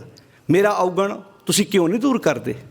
ਤੇ ਕਿੱਡਾ ਪਿਆਰਾ ਨੁਕਤਾ ਦਿੱਤਾ, ਜੇ ਅਤ ਕਰੋਪ ਕਰੇ ਕਰ ਧਾਇਆ। ਜੇ ਕਿਤੇ ਬੱਚਾ ਗੁੱਸੇ 'ਚ ਆ ਕੇ ਮਾਂ ਦੇ ਉੱਤੇ ਹੱਥ ਵੀ ਚੱਕ ਦੇਵੇ। ਮੈਂ ਪਹਿਲਾਂ ਕਹਿਤਾ ਵੀ ਇੱਦਾਂ ਦੇ ਬੱਚੇ ਵੀ ਹੈਗੇ ਨੇ। ਇੱਕ ਉਹ ਬੱਚੇ ਨੇ ਜਿਹੜੇ ਮਾਂ ਬਾਪ ਦੇ ਸਾਂਝੇ ਜਿਉਂਦੇ ਨੇ, ਉਹ ਵੀ ਬੱਚੇ ਹੁੰਦੇ ਜਿਹੜੇ ਮਾਂ ਬਾਪ ਦੇ ਹੱਥ ਚੱਕਣ ਲੱਗਿਆਂ ਵੀ ਗੁਰੇਜ਼ ਨਹੀਂ ਕਰਦੇ, ਮਾਰਨ ਪੈ ਜਾਂਦੇ ਨੇ ਨਸ਼ਿਆਂ ਵਿੱਚ। ਸੈਂਕੜੇ ਸਾਨੂੰ ਐਗਜ਼ਾਮਪਲਾਂ ਸਮਾਜ ਵਿੱਚ ਮਿਲ ਜਾਣਗੇ ਜਿੱਥੇ ਨਸ਼ਿਆਂ ਦੇ ਦੌਰ ਵਿੱਚ ਮਾਵਾਂ ਦੇ ਕਤਲ ਬੱਚਿਆਂ ਦੇ ਹੱਥੋਂ ਹੋਏ। ਮਾਂ ਨੇ ਪਾਲਿਆ, ਜਵਾਨ ਕੀਤਾ, ਬਾਪ ਨੂੰ ਮਾਰ ਲੱਗਿਆਂ ਗੁਰੇਜ਼ ਨਹੀਂ ਕੀਤਾ। ਕੌਣ ਸੀ ਉਹ ਲੋਕ ਜਿਹੜੇ ਨਸ਼ਿਆਂ ਦੇ ਦੌਰ ਵਿੱਚ ਇੱਦਾਂ ਦਾ ਆਪਣਾ ਸਮਾਜ ਵਿੱਚ ਇੱਦਾਂ ਦਾ ਵਿਗਾੜ? ਮੈਂ ਪਹਿਲਾਂ ਕਹਿਤਾ ਇਹ ਮਦਰਸ ਡੇ ਤਾਂ 1907 ਵਿੱਚ ਸ਼ੁਰੂ ਹੋਇਆ। ਸਾਨੂੰ ਆਪਣਾ ਵਿਰਸਾ ਜਿਹੜਾ ਐਡਾ ਅਮੀਰ ਵਿਰਸਾ ਸੀ ਜਿਹਦੇ ਵਿੱਚ ਅਨੇਕਾਂ ਐਗਜ਼ਾਮਪਲਾਂ ਦੇ ਕੇ ਸਾਨੂੰ ਬਾਣੀ ਵਿੱਚ ਸਮਝਾਇਆ ਗਿਆ। ਖੀਰ ਆਧਾਰ ਬਾਰਕ ਜਬ ਹੋਤਾ, ਬਿਨ ਖੀਰੇ ਰਹਿਣ ਨਾ ਜਾਈ। ਖੀਰ ਆਧਾਰ, ਖੀਰ ਕਹਿੰਦੇ ਨੇ ਦੁੱਧ ਨੂੰ। ਜਿਵੇਂ ਬੱਚੇ ਦਾ ਆਸਰਾ ਕੀ ਹੈ? ਦੁੱਧ। ਛੋਟਾ ਜਿਹਾ ਬੱਚਾ ਘਰ 'ਚ ਪਲਦਾ ਹੈ, ਘਰ ਵਿੱਚ ਸੈਂਕੜੇ, ਘਰ ਦੇ ਵਿੱਚ ਜਿੰਨੇ ਮਰਜ਼ੀ ਪਕਵਾਨ ਬਣ, ਬੱਚਾ ਛੋਟਾ ਹੈ, ਉਹਦਾ ਆਸਰਾ ਸਿਰਫ ਦੁੱਧ ਹੈ। ਜਿੰਨੇ ਮਰਜ਼ੀ ਪਦਾਰਥ ਬਣ। ਭਾਈ ਗੁਰਦਾਸ ਜੀ ਨੇ ਜਿਹੜੀ ਗੱਲ ਕਹੀ ਉਹ ਕਮਾਲ ਸੀ ਕਿ ਮਾਤਾ ਪਿਤਾ ਆਨੰਦ ਵਿੱਚ ਪੁੱਤੇ ਦੀ ਕੁੜਮਾਈ ਹੋਈ। ਜਦੋਂ ਘਰ ਵਿੱਚ ਪੁੱਤ ਪੈਦਾ ਹੁੰਦਾ ਹੈ, ਪੁੱਤ ਵੱਡਾ ਹੁੰਦਾ, ਜਵਾਨ ਹੁੰਦਾ, ਮਾਂ ਬਾਪ ਨੂੰ ਖੁਸ਼ੀ ਹੁੰਦੀ ਹੈ। ਇੱਕ ਉਹ ਘਰ ਹੈ ਜਿੱਥੇ ਕਿਤੇ ਪੁੱਤ ਮਾਂ ਨਾਲ ਲੜ ਪਵੇ ਤੇ ਸਿਆਣੇ ਘਰ ਦੀ ਧੀ ਆਣ ਕੇ ਘਰ ਵਾਲੇ ਨੂੰ ਸਮਝਾਉਂਦੀ ਹੈ, ਜਾ ਕੇ ਪਹਿਲਾਂ ਮਾਂ ਕੋਲੋਂ ਮਾਫੀ ਮੰਗ। ਇਹ ਉਹ ਧਰਤੀ ਹੈ ਜਿਸ ਧਰਤੀ 'ਤੇ ਤੂੰ ਪੈਦਾ ਹੋਇਆ ਹੈ ਅਤੇ ਮੈਨੂੰ ਤੂੰ ਵਿਆਹ ਕੇ ਆਪਣੇ ਘਰ ਲੈ ਕੇ ਆਏ। ਸਾਰੀਆਂ ਨੂੰਹਾਂ ਮਾੜੀਆਂ ਨਹੀਂ ਕਿ ਜਿਹੜੀਆਂ ਪੁੱਤ ਨੂੰ ਪੁੱਠੀ ਮੱਤ ਦੇ ਕੇ ਘਰ 'ਚ ਦੂਜੇ ਬੰਨੇ ਤੋਰਨ ਦਾ ਯਤਨ ਕਰਦੀਆਂ ਨੇ। ਸਮਾਜ ਵਿੱਚ ਹਰ ਇੱਕ ਤਰ੍ਹਾਂ ਦਾ ਤੁਹਾਨੂੰ ਐਗਜ਼ਾਮਪਲ ਮਿਲ ਜਾਏਗੀ। ਵੱਖਰੇ ਵੱਖਰੇ ਪਾਤਰ ਨੇ। ਕਿਤੇ ਮਾਂ ਬਾਪ ਦੀ ਸੇਵਾ ਨੂੰਹ ਪੁੱਤ ਕਰਨਾ ਚਾਹੁੰਦੇ ਨੇ ਪਰ ਅੱਗੇ ਮਾਂ ਬਾਪ ਸੇਵਾ ਕਰਾਉਣਾ ਨਹੀਂ ਚਾਹੁੰਦੇ। ਇਹ ਵੀ ਤੁਹਾਨੂੰ ਸਮਾਜ ਵਿੱਚ ਪਾਤਰ ਮਿਲ ਜਾਣਗੇ। ਜਿੱਥੇ ਬੱਚੇ 2-3 ਨੇ, ਚਾਹੁੰਦੀ ਹੈ ਨੂੰਹ, ਚਾਹੁੰਦੀ ਹੈ ਵੀ ਮੇਰੇ ਮਨ ਦੀ ਤਮੰਨਾ ਹੈ ਮੈਂ ਆਪਣੀ ਸੱਸ ਦੀ, ਆਪਣੇ ਸਹੁਰੇ ਦੀ, ਆਪਣੇ ਪਰਿਵਾਰ ਦੀ ਸੇਵਾ ਕਰਾਂ, ਪਰ ਅੱਗੇ ਉਹ ਕਿਰਦਾਰ ਨਹੀਂ, ਉਹ ਕਰੈਕਟਰ ਨਹੀਂ। ਕਈਆਂ ਘਰਾਂ ਵਿੱਚ ਆਪਾਂ ਨੂੰਹਾਂ ਨੂੰ ਕਹਿੰਦੇ ਹਾਂ ਵੀ ਉਹਨੇ ਪੁੱਠੀ ਮੱਤ ਦੇਤੀ। ਕਈਆਂ ਘਰਾਂ 'ਚ ਜਿਹੜਾ ਕੁਆਰਾ ਪੁੱਤ ਹੈ ਉਹਦੀ ਮਾਂ ਬਾਪ ਨਾਲ ਨਹੀਂ ਬਣਦੀ, ਕੱਲ੍ਹ ਨੂੰ ਉਹਨੂੰ ਵਿਆਹ ਦਿੱਤਾ ਜਾਏਗਾ, ਲਾਵਾਂ ਤੋਂ ਪਹਿਲਾਂ 3 ਬਾਣੀਆਂ ਆਉਂਦੀਆਂ ਨੇ, ਕੁਚੱਜੀ, ਸੁਚੱਜੀ, ਗੁਣਵੰਤੀ ਅਤੇ ਫਿਰ ਲਾਵਾਂ। ਉਹਦਾ ਮਤਲਬ ਕੀ ਹੈ? ਅਸੀਂ ਤਾਂ 4 ਲਾਵਾਂ ਲਈਆਂ ਅਤੇ ਆਪਾਂ ਕਹਤਾ ਲਓ ਜੀ ਸਾਡੇ ਪੁੱਤ ਧੀ ਦਾ ਵਿਆਹ ਹੋ ਗਿਆ। ਇਹਦਾ ਮੀਨਿੰਗ ਕਦੀ ਸਮਝ ਕੇ ਵੇਖਿਆ? ਸਭ ਤੋਂ ਪਹਿਲਾਂ ਇੱਕ ਇੱਕ ਸ਼ਬਦ ਹੈ, ਪਰ ਇੱਕ ਇੱਕ ਸ਼ਬਦ ਇੱਕ ਇੱਕ ਬਾਣੀ ਹੈ। ਕੁਚੱਜੀ, ਫਿਰ ਹੈ ਸੁਚੱਜੀ, ਫਿਰ ਹੈ ਗੁਣਵੰਤੀ, ਅਤੇ ਫਿਰ ਚੌਥੇ ਥਾਂ 'ਤੇ 773 ਅੰਕ 'ਤੇ ਲਾਵਾਂ ਨੇ। ਹਰ ਪਹਿਲੜੀ ਲਾਮ ਪ੍ਰਵਿਰਤੀ ਕਰਮ ਦੜਾਇਆ ਬਲਰਾਮ ਜੀ। ਪਹਿਲਾਂ ਕੁਚੱਜੀ, ਆਪਣੀ ਜ਼ਿੰਦਗੀ 'ਚੋਂ ਪਹਿਲਾਂ ਕੁਚੱਜ ਬਾਹਰ ਕੱਢ, ਫਿਰ ਸੁਚੱਜ ਲੈ ਕੇ ਆ, ਫਿਰ ਤੇਰੀ ਜ਼ਿੰਦਗੀ 'ਚ ਗੁਣ ਆਉਣ ਅਤੇ ਗੁਣਾਂ ਤੋਂ ਬਾਅਦ ਤੇਰੀਆਂ ਲਾਵਾਂ ਆਉਣ। ਫਿਰ ਉਹ 4 ਲਾਵਾਂ ਤੇਰੀ ਜ਼ਿੰਦਗੀ ਦੇ 4 ਸਟੈਪ ਨੇ। ਅਤੇ ਸਾਡੇ ਸਮਾਜ 'ਚ ਕੀ ਹੁੰਦਾ? ਜਿਹੜਾ ਆਖੇ ਨਾ ਲੱਗੇ ਜਾਂ ਆਖੇ ਨਾ ਧੀ ਹੈ ਜਾਂ ਪੋਤਾ, ਕੀ ਆਂਦੇ ਭਲਾ ਇਹਨੂੰ? ਬੋਲੋ ਜੀ। ਅੱਛਾ, ਕੁਆਰਾ ਤੁਹਾਡੇ ਆਖੇ ਨਹੀਂ ਲੱਗਦਾ, ਹੁਣ ਨੂੰਹ ਦਾ ਨਾਂ ਕਿਉਂ ਬਦਨਾਮ ਕਰਦੇ ਤੁਸੀਂ? ਹੁਣ ਗੱਲ ਕਲੀਅਰ ਹੋ ਗਈ ਨਾ ਵੀ ਉਹ ਤਾਂ ਤੁਹਾਡੇ ਪਹਿਲਾਂ ਹੀ ਤੁਹਾਡੇ ਆਖੇ ਲੱਗਣ ਨੂੰ ਤਿਆਰ ਨਹੀਂ ਸੀ। ਮੈਂ ਪਹਿਲਾਂ ਬੇਨਤੀ ਕਰਤਾ, ਹਰ ਘਰ ਵਿੱਚ ਨੂੰਹ ਮਾੜੀ ਨਹੀਂ, ਹਰ ਘਰ 'ਚ ਸੱਸ ਮਾੜੀ ਨਹੀਂ, ਹਰ ਘਰ 'ਚ ਪਤੀ ਮਾੜਾ ਨਹੀਂ, ਹਰ ਘਰ ਦੇ ਵਿੱਚ ਸਹੁਰਾ ਮਾੜਾ ਨਹੀਂ। ਤੁਹਾਨੂੰ ਵੱਖਰੇ ਵੱਖਰੇ ਐਗਜ਼ੈਂਪਲਾਂ ਵੇਖਣੀਆਂ ਪੈਣੀਆਂ ਸਮਾਜ ਦੇ ਵਿੱਚ, ਆਪਣੇ 'ਤੇ ਲਾ ਕੇ ਵੇਖਣੀਆਂ। ਕਿਤੇ ਹੁਣ ਇੱਕ ਸਮਾਗਮ 'ਤੇ ਗਿਆ, ਉੱਥੇ ਇੱਕ ਵੀਰ ਕਹਿੰਦਾ ਜੀ ਮੈਂ ਆਪਣੇ ਮਾਂ ਬਾਪ ਦੀ ਸੇਵਾ ਕਰਨਾ ਚਾਹੁੰਦਾ ਵਾਂ, ਪਰ ਮੇਰੀ ਵਾਈਫ ਮੇਰੇ ਮਾਂ ਬਾਪ ਨਾਲ ਨਹੀਂ ਰਹਿਣਾ ਚਾਹੁੰਦੀ। ਇਹ ਯੂਪੀ ਦੀ ਗੱਲ ਹੈ। ਮੈਂ ਕਿਹਾ ਜੀ ਫਿਰ? ਕਹਿੰਦਾ ਮੈਂ ਅੰਦਰੋਂ ਚਾਹੁੰਦਾ, ਪਰ ਮੈਂ ਚੋਰੀ ਮਾਂ ਬਾਪ ਨੂੰ ਮਿਲ ਆਉਣਾ। ਮੈਂ ਕਿਹਾ ਮੇਰਾ ਸੁਣਾ ਉਸ ਭੈਣ ਨੂੰ ਜ਼ਰੂਰ ਦੇਈ ਕਿ ਕੰਨ 'ਤੇ ਲਿਖਿਆ ਪੜ੍ਹ ਲਓ, ਤੁਹਾਡੇ ਵੀ ਤਾਂ ਬੱਚੇ ਨੇ, ਕੱਲ੍ਹ ਨੂੰ ਇਹ ਸਮਾਂ ਤੁਹਾਡੇ 'ਤੇ ਵੀ ਆ ਸਕਦਾ। ਕਈਆਂ ਘਰਾਂ 'ਚ ਔਰਤ ਕਹਿੰਦੀ ਆਣ ਕੇ, ਵੀਰ ਜੀ ਮੇਰਾ ਦਿਲ ਕਰਦਾ ਹੈ, ਮੇਰਾ ਦਿਲ ਕਰਦਾ ਹੈ ਮੈਂ ਆਪਣੇ ਸੱਸ ਦੀ ਸੇਵਾ ਕਰਾਂ। ਇਹ ਧੰਨਵਾਦ ਦੀ ਗੱਲ ਹੈ। ਝਾਰਖੰਡ ਮੈਂ ਕਥਾ ਕਰਕੇ ਬਾਹਰ ਨਿਕਲਿਆ ਅਤੇ ਉੱਥੇ 2-3 ਭੈਣਾਂ ਜਿੱਥੇ ਜੋੜੇ ਉਤਾਰੇ ਜਾਂਦੇ ਉੱਥੇ ਖਲੋਤੀਆਂ, ਕਹਿੰਦੀਆਂ ਵੀਰ ਜੀ ਤੁਸੀਂ 2 ਦਿਨ ਕਥਾ ਦੇ ਵਿੱਚ ਲਗਾਤਾਰ ਇਹ ਗੱਲ ਕਹੀ ਹੈ ਕਿ ਨੂੰਹਾਂ ਨੂੰ ਸੱਸ ਦੀ ਸੇਵਾ ਕਰਨੀ ਚਾਹੀਦੀ ਹੈ, ਨੂੰਹਾਂ ਨੂੰ ਸੱਸ ਦੀ ਸੇਵਾ ਕਰਨੀ ਚਾਹੀਦੀ ਹੈ। ਕੋਈ ਸੱਸਾਂ ਵਾਲਾ ਸ਼ਬਦ ਹੈ ਨਹੀਂ ਗੁਰੂ ਗ੍ਰੰਥ ਸਾਹਿਬ 'ਚ? ਮੈਂ ਚੁੱਪ ਕਰ ਗਿਆ। ਮੈਂ ਕਿਹਾ ਜੀ ਕਿਉਂ? ਮੈਂ ਕਿਹਾ ਮੈਂ ਸੋਚਿਆ ਸਿਰਫ ਨੂੰਹਾਂ ਹੀ ਨਹੀਂ ਆਖੇ ਲੱਗਦੀਆਂ। ਇਹ ਗੱਲ ਅੱਜ ਤੋਂ 10-12 ਸਾਲ ਪਹਿਲਾਂ ਦੀ ਹੈ। ਮੈਂ ਕਿਹਾ ਦੱਸੋ ਕੀ ਹੋਇਆ? ਕਹਿੰਦੀ ਮੇਰਾ ਪਤੀ ਬੈਂਕ ਵਿੱਚ ਜੋਬ ਕਰਦਾ ਹੈ, ਮੈਂ ਘਰ ਰਹਿੰਦੀ ਹਾਂ। ਮੇਰੇ ਪਤੀ ਨੇ ਮੈਨੂੰ ਇੱਕੋ ਗੱਲ ਆਖੀ ਹੈ ਕਿ ਮੇਰੀ ਮਾਂ ਨੂੰ ਗਰਮ ਰੋਟੀ ਲਾ ਕੇ ਦੇਣੀ ਹੈ, ਤਾਜ਼ੀ ਸਬਜ਼ੀ ਬਣਾ ਕੇ ਦੇਣੀ ਹੈ। ਕਹਿੰਦੀ ਮੇਰੇ ਮਨ ਦੀ ਇੱਛਾ ਹੁੰਦੀ ਹੈ ਕਿ ਮੈਂ ਆਪਣੀ ਸੱਸ ਨੂੰ, ਜੋ ਮੇਰਾ ਪਤੀ ਚਾਹੁੰਦਾ ਹੈ ਕਿ ਮੈਂ ਇਹ ਗਰਮ ਰੋਟੀ ਲਾ ਕੇ ਦੇਵਾਂ, ਉਹਦੀ ਸੇਵਾ ਕਰਾਂ, ਉਹਦਾ ਸਤਿਕਾਰ ਕਰਾਂ। ਪਰ ਕਹਿੰਦੀ ਕਮਾਲ ਹੋ ਗਈ, ਕਹਿੰਦੀ ਜਦੋਂ ਮੈਂ ਆਪਣੀ ਸੱਸ ਨੂੰ ਇੱਦਾਂ ਰੋਟੀ ਪਾਣੀ ਖਵਾਉਣ ਦੀ ਗੱਲ ਕਰਦੀ ਵੀ ਮੇਰੀ ਸੱਸ ਰੋਟੀ ਖਾ ਲੈ, ਮੁੜ ਕੇ ਮੇਰੇ ਪਤੀ ਦੇ ਆਉਣ ਦਾ ਟਾਈਮ ਹੋ ਜਾਣਾ, ਮੇਰੇ ਬੱਚਿਆਂ ਨੇ ਸਕੂਲੋਂ ਆ ਜਾਣਾ, ਕਹਿੰਦੀ ਉਦੋਂ ਮੇਰੀ ਸੱਸ ਨੇ ਕਹਿਣਾ ਮੈਨੂੰ ਭੁੱਖ ਨਹੀਂ ਅਜੇ। ਕੀ ਕਹਿਣਾ ਬੋਲੋ ਜੀ? ਮੈਨੂੰ ਭੁੱਖ ਨਹੀਂ। ਕਹਿੰਦੀ ਬਸ ਜਦੋਂ ਮੇਰੇ ਪਤੀ ਨੇ ਘਰ ਆਉਣਾ, ਹੁਣ ਕੁਦਰਤੀ ਗੱਲ ਹੈ ਪਤੀ ਘਰ ਆ ਗਿਆ, ਮੈਂ ਬੱਚਿਆਂ ਵੱਲ ਧਿਆਨ ਦੇਣਾ, ਬੱਚਿਆਂ ਨੂੰ ਸਾਂਭਣਾ, ਬੱਚਿਆਂ ਦੀ ਸੇਵਾ ਸੰਭਾਲ ਕਰਨੀ ਹੈ। ਉਨੀ ਦੇਰ ਨੂੰ ਕੀ ਹੋਣਾ? ਕਹਿੰਦੀ ਮੇਰੇ ਪਤੀ ਦੀ ਆਉਣ ਦੀ ਦੇਰ ਹੈ, ਆਪੇ ਥਾਲੀ ਲੈਣੀ, ਆਪੇ ਪਲੇਟ ਲੈਣੀ, ਅਤੇ ਮੇਰੀ ਸੱਸ ਕਿਚਨ 'ਚ ਜਾ ਕੇ, ਰਸੋਈ ਜਾ ਕੇ ਆਪੇ ਸਬਜ਼ੀ ਪਾ ਕੇ ਖਾਣ ਲੱਗਦੀ, ਮੇਰੇ ਪਤੀ ਨੂੰ ਦੱਸਣ ਲਈ ਕਿ ਤੇਰੀ ਘਰਵਾਲੀ ਨੇ ਵੇਖ ਲਾ ਮੈਨੂੰ ਰੋਟੀ ਪਾ ਕੇ। ਕਹਿੰਦੀ ਹੁਣ ਮੈਂ ਪਤੀ ਨੂੰ ਕਿੱਦਾਂ ਸਮਝਾਵਾਂ ਕਿ 5 ਮਿੰਟ ਪਹਿਲਾਂ ਭੁੱਖ ਨਹੀਂ ਸੀ, ਹੁਣ 10 ਮਿੰਟਾਂ ਬਾਅਦ ਕਿੱਦਾਂ ਭੁੱਖ ਲੱਗ ਗਈ? ਇਹ ਵੀ ਰੋਲ ਹੈਗਾ ਨਾ ਸਮਾਜ ਵਿੱਚ। ਵਾਹ ਵਾਹ, ਕਿੱਡੀ ਆਵਾਜ਼ ਆਈ ਹੈ ਜੀ। ਸ਼ਬਦ ਵਾਰੀ ਘੱਟ ਆਉਂਦੀ ਹੈ ਨਾ, ਆਂਦੇ ਹੈਗਾ ਜੀ ਹੈਗਾ। ਚਲੋ ਗੁਰੂ ਕਿਰਪਾ ਕਿ ਜੇ ਹੈਗਾ ਤਾਂ ਕੱਢੋ। ਮੈਂ ਪਹਿਲਾਂ ਬੇਨਤੀ ਕੀਤੀ ਜੀ ਅੱਜ ਮਾਂ ਦਾ ਦਿਨ ਮਨਾ ਰਿਹਾ ਉਹ, ਅਤੇ ਇਹ ਬਿਮਾਰੀਆਂ ਆਪਣੇ ਘਰਾਂ 'ਚੋਂ ਕੱਢੋ। ਮੈਂ ਸੈਂਕੜੇ ਵਾਰ ਐਗਜ਼ੈਂਪਲਾਂ ਦਿੰਦਾ ਹੁੰਦਾ ਕਿ ਗੁਰਬਾਣੀ ਸਾਨੂੰ ਸਮਾਜ ਵਿੱਚ ਰਹਿਣਾ ਸਿਖਾਉਂਦੀ ਹੈ ਵੀ ਜ਼ਿੰਦਗੀ ਨੂੰ ਕਿਵੇਂ ਜਿਉਣਾ ਹੈ। ਤੁਸੀਂ ਜਦੋਂ ਆਪਣੀ ਧੀ ਵਿਆਹੁੰਦੇ ਹੋ ਉਹਦੇ ਪ੍ਰਤੀ ਕੀ ਸੋਚਦੇ ਹੋ?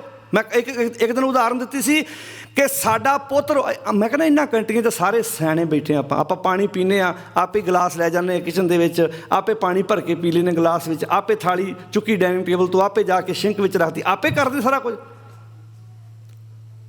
ਮੰਨ ਲਓ ਜੇ ਕਿਤੇ ਇਹਦਾ ਮਰਦ ਰੋਟੀ ਖਾ ਰਿਹਾ, ਉਹਦੀ ਵਾਈਫ, ਉਹਦੀ ਪਤਨੀ, ਉਹਦੀ ਬੇਟੀ, ਉਹਦੀ ਮਾਂ ਨੂੰ ਪਾਣੀ ਦਾ ਗਲਾਸ ਫੜਾਉਂਦੀ ਹੈ। ਜੇ ਪਤਨੀ ਰੋਟੀ ਇੱਦਾਂ ਖਾ ਰਹੀ ਹੋਵੇ, ਇੱਦਾਂ ਉਹਦਾ ਪਤੀ ਉਹਨੂੰ ਪਾਣੀ ਦਾ ਗਲਾਸ ਫੜਾਵੇ, ਅਤੇ ਲਾਗੇ ਕਿਤੇ ਉਹਦੀ ਮਾਂ ਬੈਠੀ ਹੋਵੇ, ਉਹਨੇ ਆਪਣੇ ਜਿਹਦਾ ਘਰ ਆਣ ਕੀ ਕਹਿਣਾ, ਭੈਣੇ ਮੋਤੀ ਪੁੰਨ ਕੀਤੇ ਆ ਜਿੱਦਾਂ ਦਾ ਸਾਨੂੰ ਜਵਾਈ ਮਿਲਿਆ। ਬੋਲੋ ਜੀ, ਮੋਤੀ ਪੁੰਨ ਕੀਤੇ ਜਿੱਦਾਂ ਦਾ ਸਾਨੂੰ, ਸਾਡੀ ਬੇਟੀ ਰੋਟੀ ਖਾਂਦੀ ਹੈ ਅਤੇ ਜਵਾਈ ਉਹਨੂੰ ਪਾਣੀ ਦਾ ਗਲਾਸ ਫੜਾਉਂਦਾ। ਅੱਛਾ ਜੇ ਉਹ ਪਾਣੀ ਦਾ ਗਲਾਸ ਪੁੱਤ ਫੜਾਵੇ ਨੂੰਹ ਨੂੰ, ਫਿਰ ਉਦੋਂ ਕੀ ਆਂਦੇ ਭਲਾ? ਉਦੋਂ ਆਂਦੇ ਆ ਇਹ ਜੋਰੂ ਦਾ ਗੁਲਾਮ ਹੈ। ਅੱਛਾ ਕਹਿੰਦੇ ਜੇ ਤੁਸੀਂ ਮੋਤੀ ਪੁੰਨ ਕੀਤੇ ਤੁਹਾਡੀ ਕੁੜਮਣੀ ਵੀ ਮੋਤੀ ਪੁੰਨ ਕਰ ਸਕਦੀ ਕਿ ਉਹਦੇ ਲਈ ਮੋਤੀ ਮੁੱਕ ਗਿਆ ਦੁਨੀਆ ਤੋਂ। ਸਾਧ ਸੰਗਤ ਜੀ, ਮੇਰੀ ਬੇਨਤੀ ਹੱਥ ਜੋੜ ਕੇ ਆਪਣੇ ਘਰਾਂ ਨੂੰ ਖੁਦ ਸੁਧਾਰਨਾ ਪੈਣਾ ਹੈ। ਜਿੱਦਾਂ ਤੁਸੀਂ ਆਪਣੇ ਧੀ ਪ੍ਰਤੀ ਸੋਚਦੇ ਹੋ, ਨੂੰਹ ਪ੍ਰਤੀ ਵੀ ਸੋਚੋ।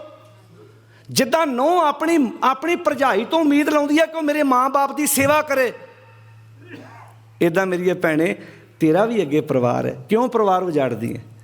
ਅਤੇ ਸੇਵਾ ਦਾ ਅਰਥ ਮੈਂ ਇਹ ਨਹੀਂ ਸਮਝਦਾ, ਤੁਸੀਂ ਸਮਝਦੇ ਹੋ ਬਜ਼ੁਰਗ ਸਾਡੇ ਕੋਲੋਂ ਸੇਵਾ ਕਰਾਉਂਦੇ ਨੇ। ਬਜ਼ੁਰਗ ਤਾਂ ਪਿਛਲੀ ਉਮਰ ਤੱਕ ਕੋਈ ਨਾ ਕੋਈ, ਸਾਡੇ ਬਾਪੂ ਤਾਂ ਵਿਹਲੇ ਬਹਿੰਦੇ ਨੇ ਕਿਸਾਨੀ ਅੰਦੋਲਨ 'ਚ, ਉੱਥੇ ਮੈਂ ਅੱਖੀਂ ਵੇਖਿਆ, ਉੱਥੇ ਜਿੱਥੇ ਜਗ੍ਹਾ ਵਿਹਲੀ ਬੈਠੀ ਉੱਥੇ ਕੋਈ ਨਾ ਕੋਈ ਕਰੇਲਿਆਂ ਦੀਆਂ ਵੱਲਾਂ, ਕੋਈ ਨਾ ਕੋਈ ਕੱਦੂ ਲਾ ਛੱਡਦੇ। ਸਾਡੇ ਬਜ਼ੁਰਗ ਤਾਂ ਪਿਛਲੀ ਉਮਰੇ ਵੀ ਨਿਆਣਿਆਂ ਨੂੰ ਸਕੂਲੋਂ ਛੱਡ ਆਏ, ਲੈ ਆਏ, ਸਿਲੰਡਰ ਭਰਾ ਲਿਆ, ਉਹ ਤਾਂ ਉਲਟਾ ਸਾਡੀ ਸੇਵਾ ਕਰਦੇ ਆ। ਆਪਾਂ ਕਿੱਦਾਂ ਉਹਨਾਂ ਦੀ ਸੇਵਾ ਕਰ ਸਕਦੇ ਹਾਂ ਬਈ?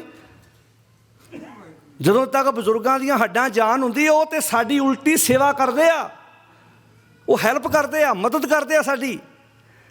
ਸਾਡੇ ਦਿਮਾਗ 'ਚ ਕਿਹਨੇ ਪਾਤਾ ਵੀ ਇਸ ਪਰਿਵਾਰ ਨੇ ਬੜੀ ਮਾਂ ਬਾਪ ਦੀ ਸੇਵਾ ਕੀਤੀ? ਜਿੰਨੀ ਮਾਂ ਬਾਪ ਨੇ, ਇੱਕ ਮਾਂ 3-4 ਪੁੱਤਰਾਂ ਧੀਆਂ ਨੂੰ ਪਾਲਦੀ ਹੈ, 4 ਪੁੱਤਾਂ ਧੀਆਂ ਕੋ ਇੱਕ ਮਾਂ ਬਾਪ ਨਹੀਂ ਸਾਂਭੇ ਜਾਂਦੇ, ਉਹ ਵੀ ਵੰਡ ਲੈਂਦੇ ਪਿਛਲੀ ਉਮਰ 'ਚ। ਤੂੰ ਮਾਂ ਰੱਖ ਲਾ, ਮੈਂ ਪਿਓ ਰੱਖ ਲੈਣਾ, ਤੂੰ ਪਿਓ ਰੱਖ ਲਾ, ਮੈਂ ਉਹ। ਬੋਲੋ ਜੀ।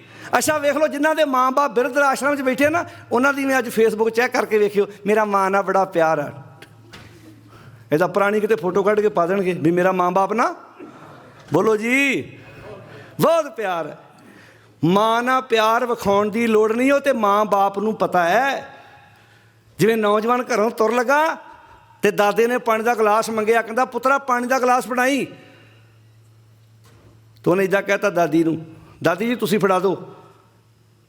ਉਹਨੇ ਪੁੱਛਿਆ ਤੂੰ ਕਿੱਥੇ ਚੱਲਿਆ? ਕਹਿੰਦਾ ਗੁਰਦੁਆਰਾ ਸਾਹਿਬ ਛਬੀਲ ਲੱਗੀ, ਮੈਂ ਪਾਣੀ ਪਿਉਣ ਚੱਲਿਆ।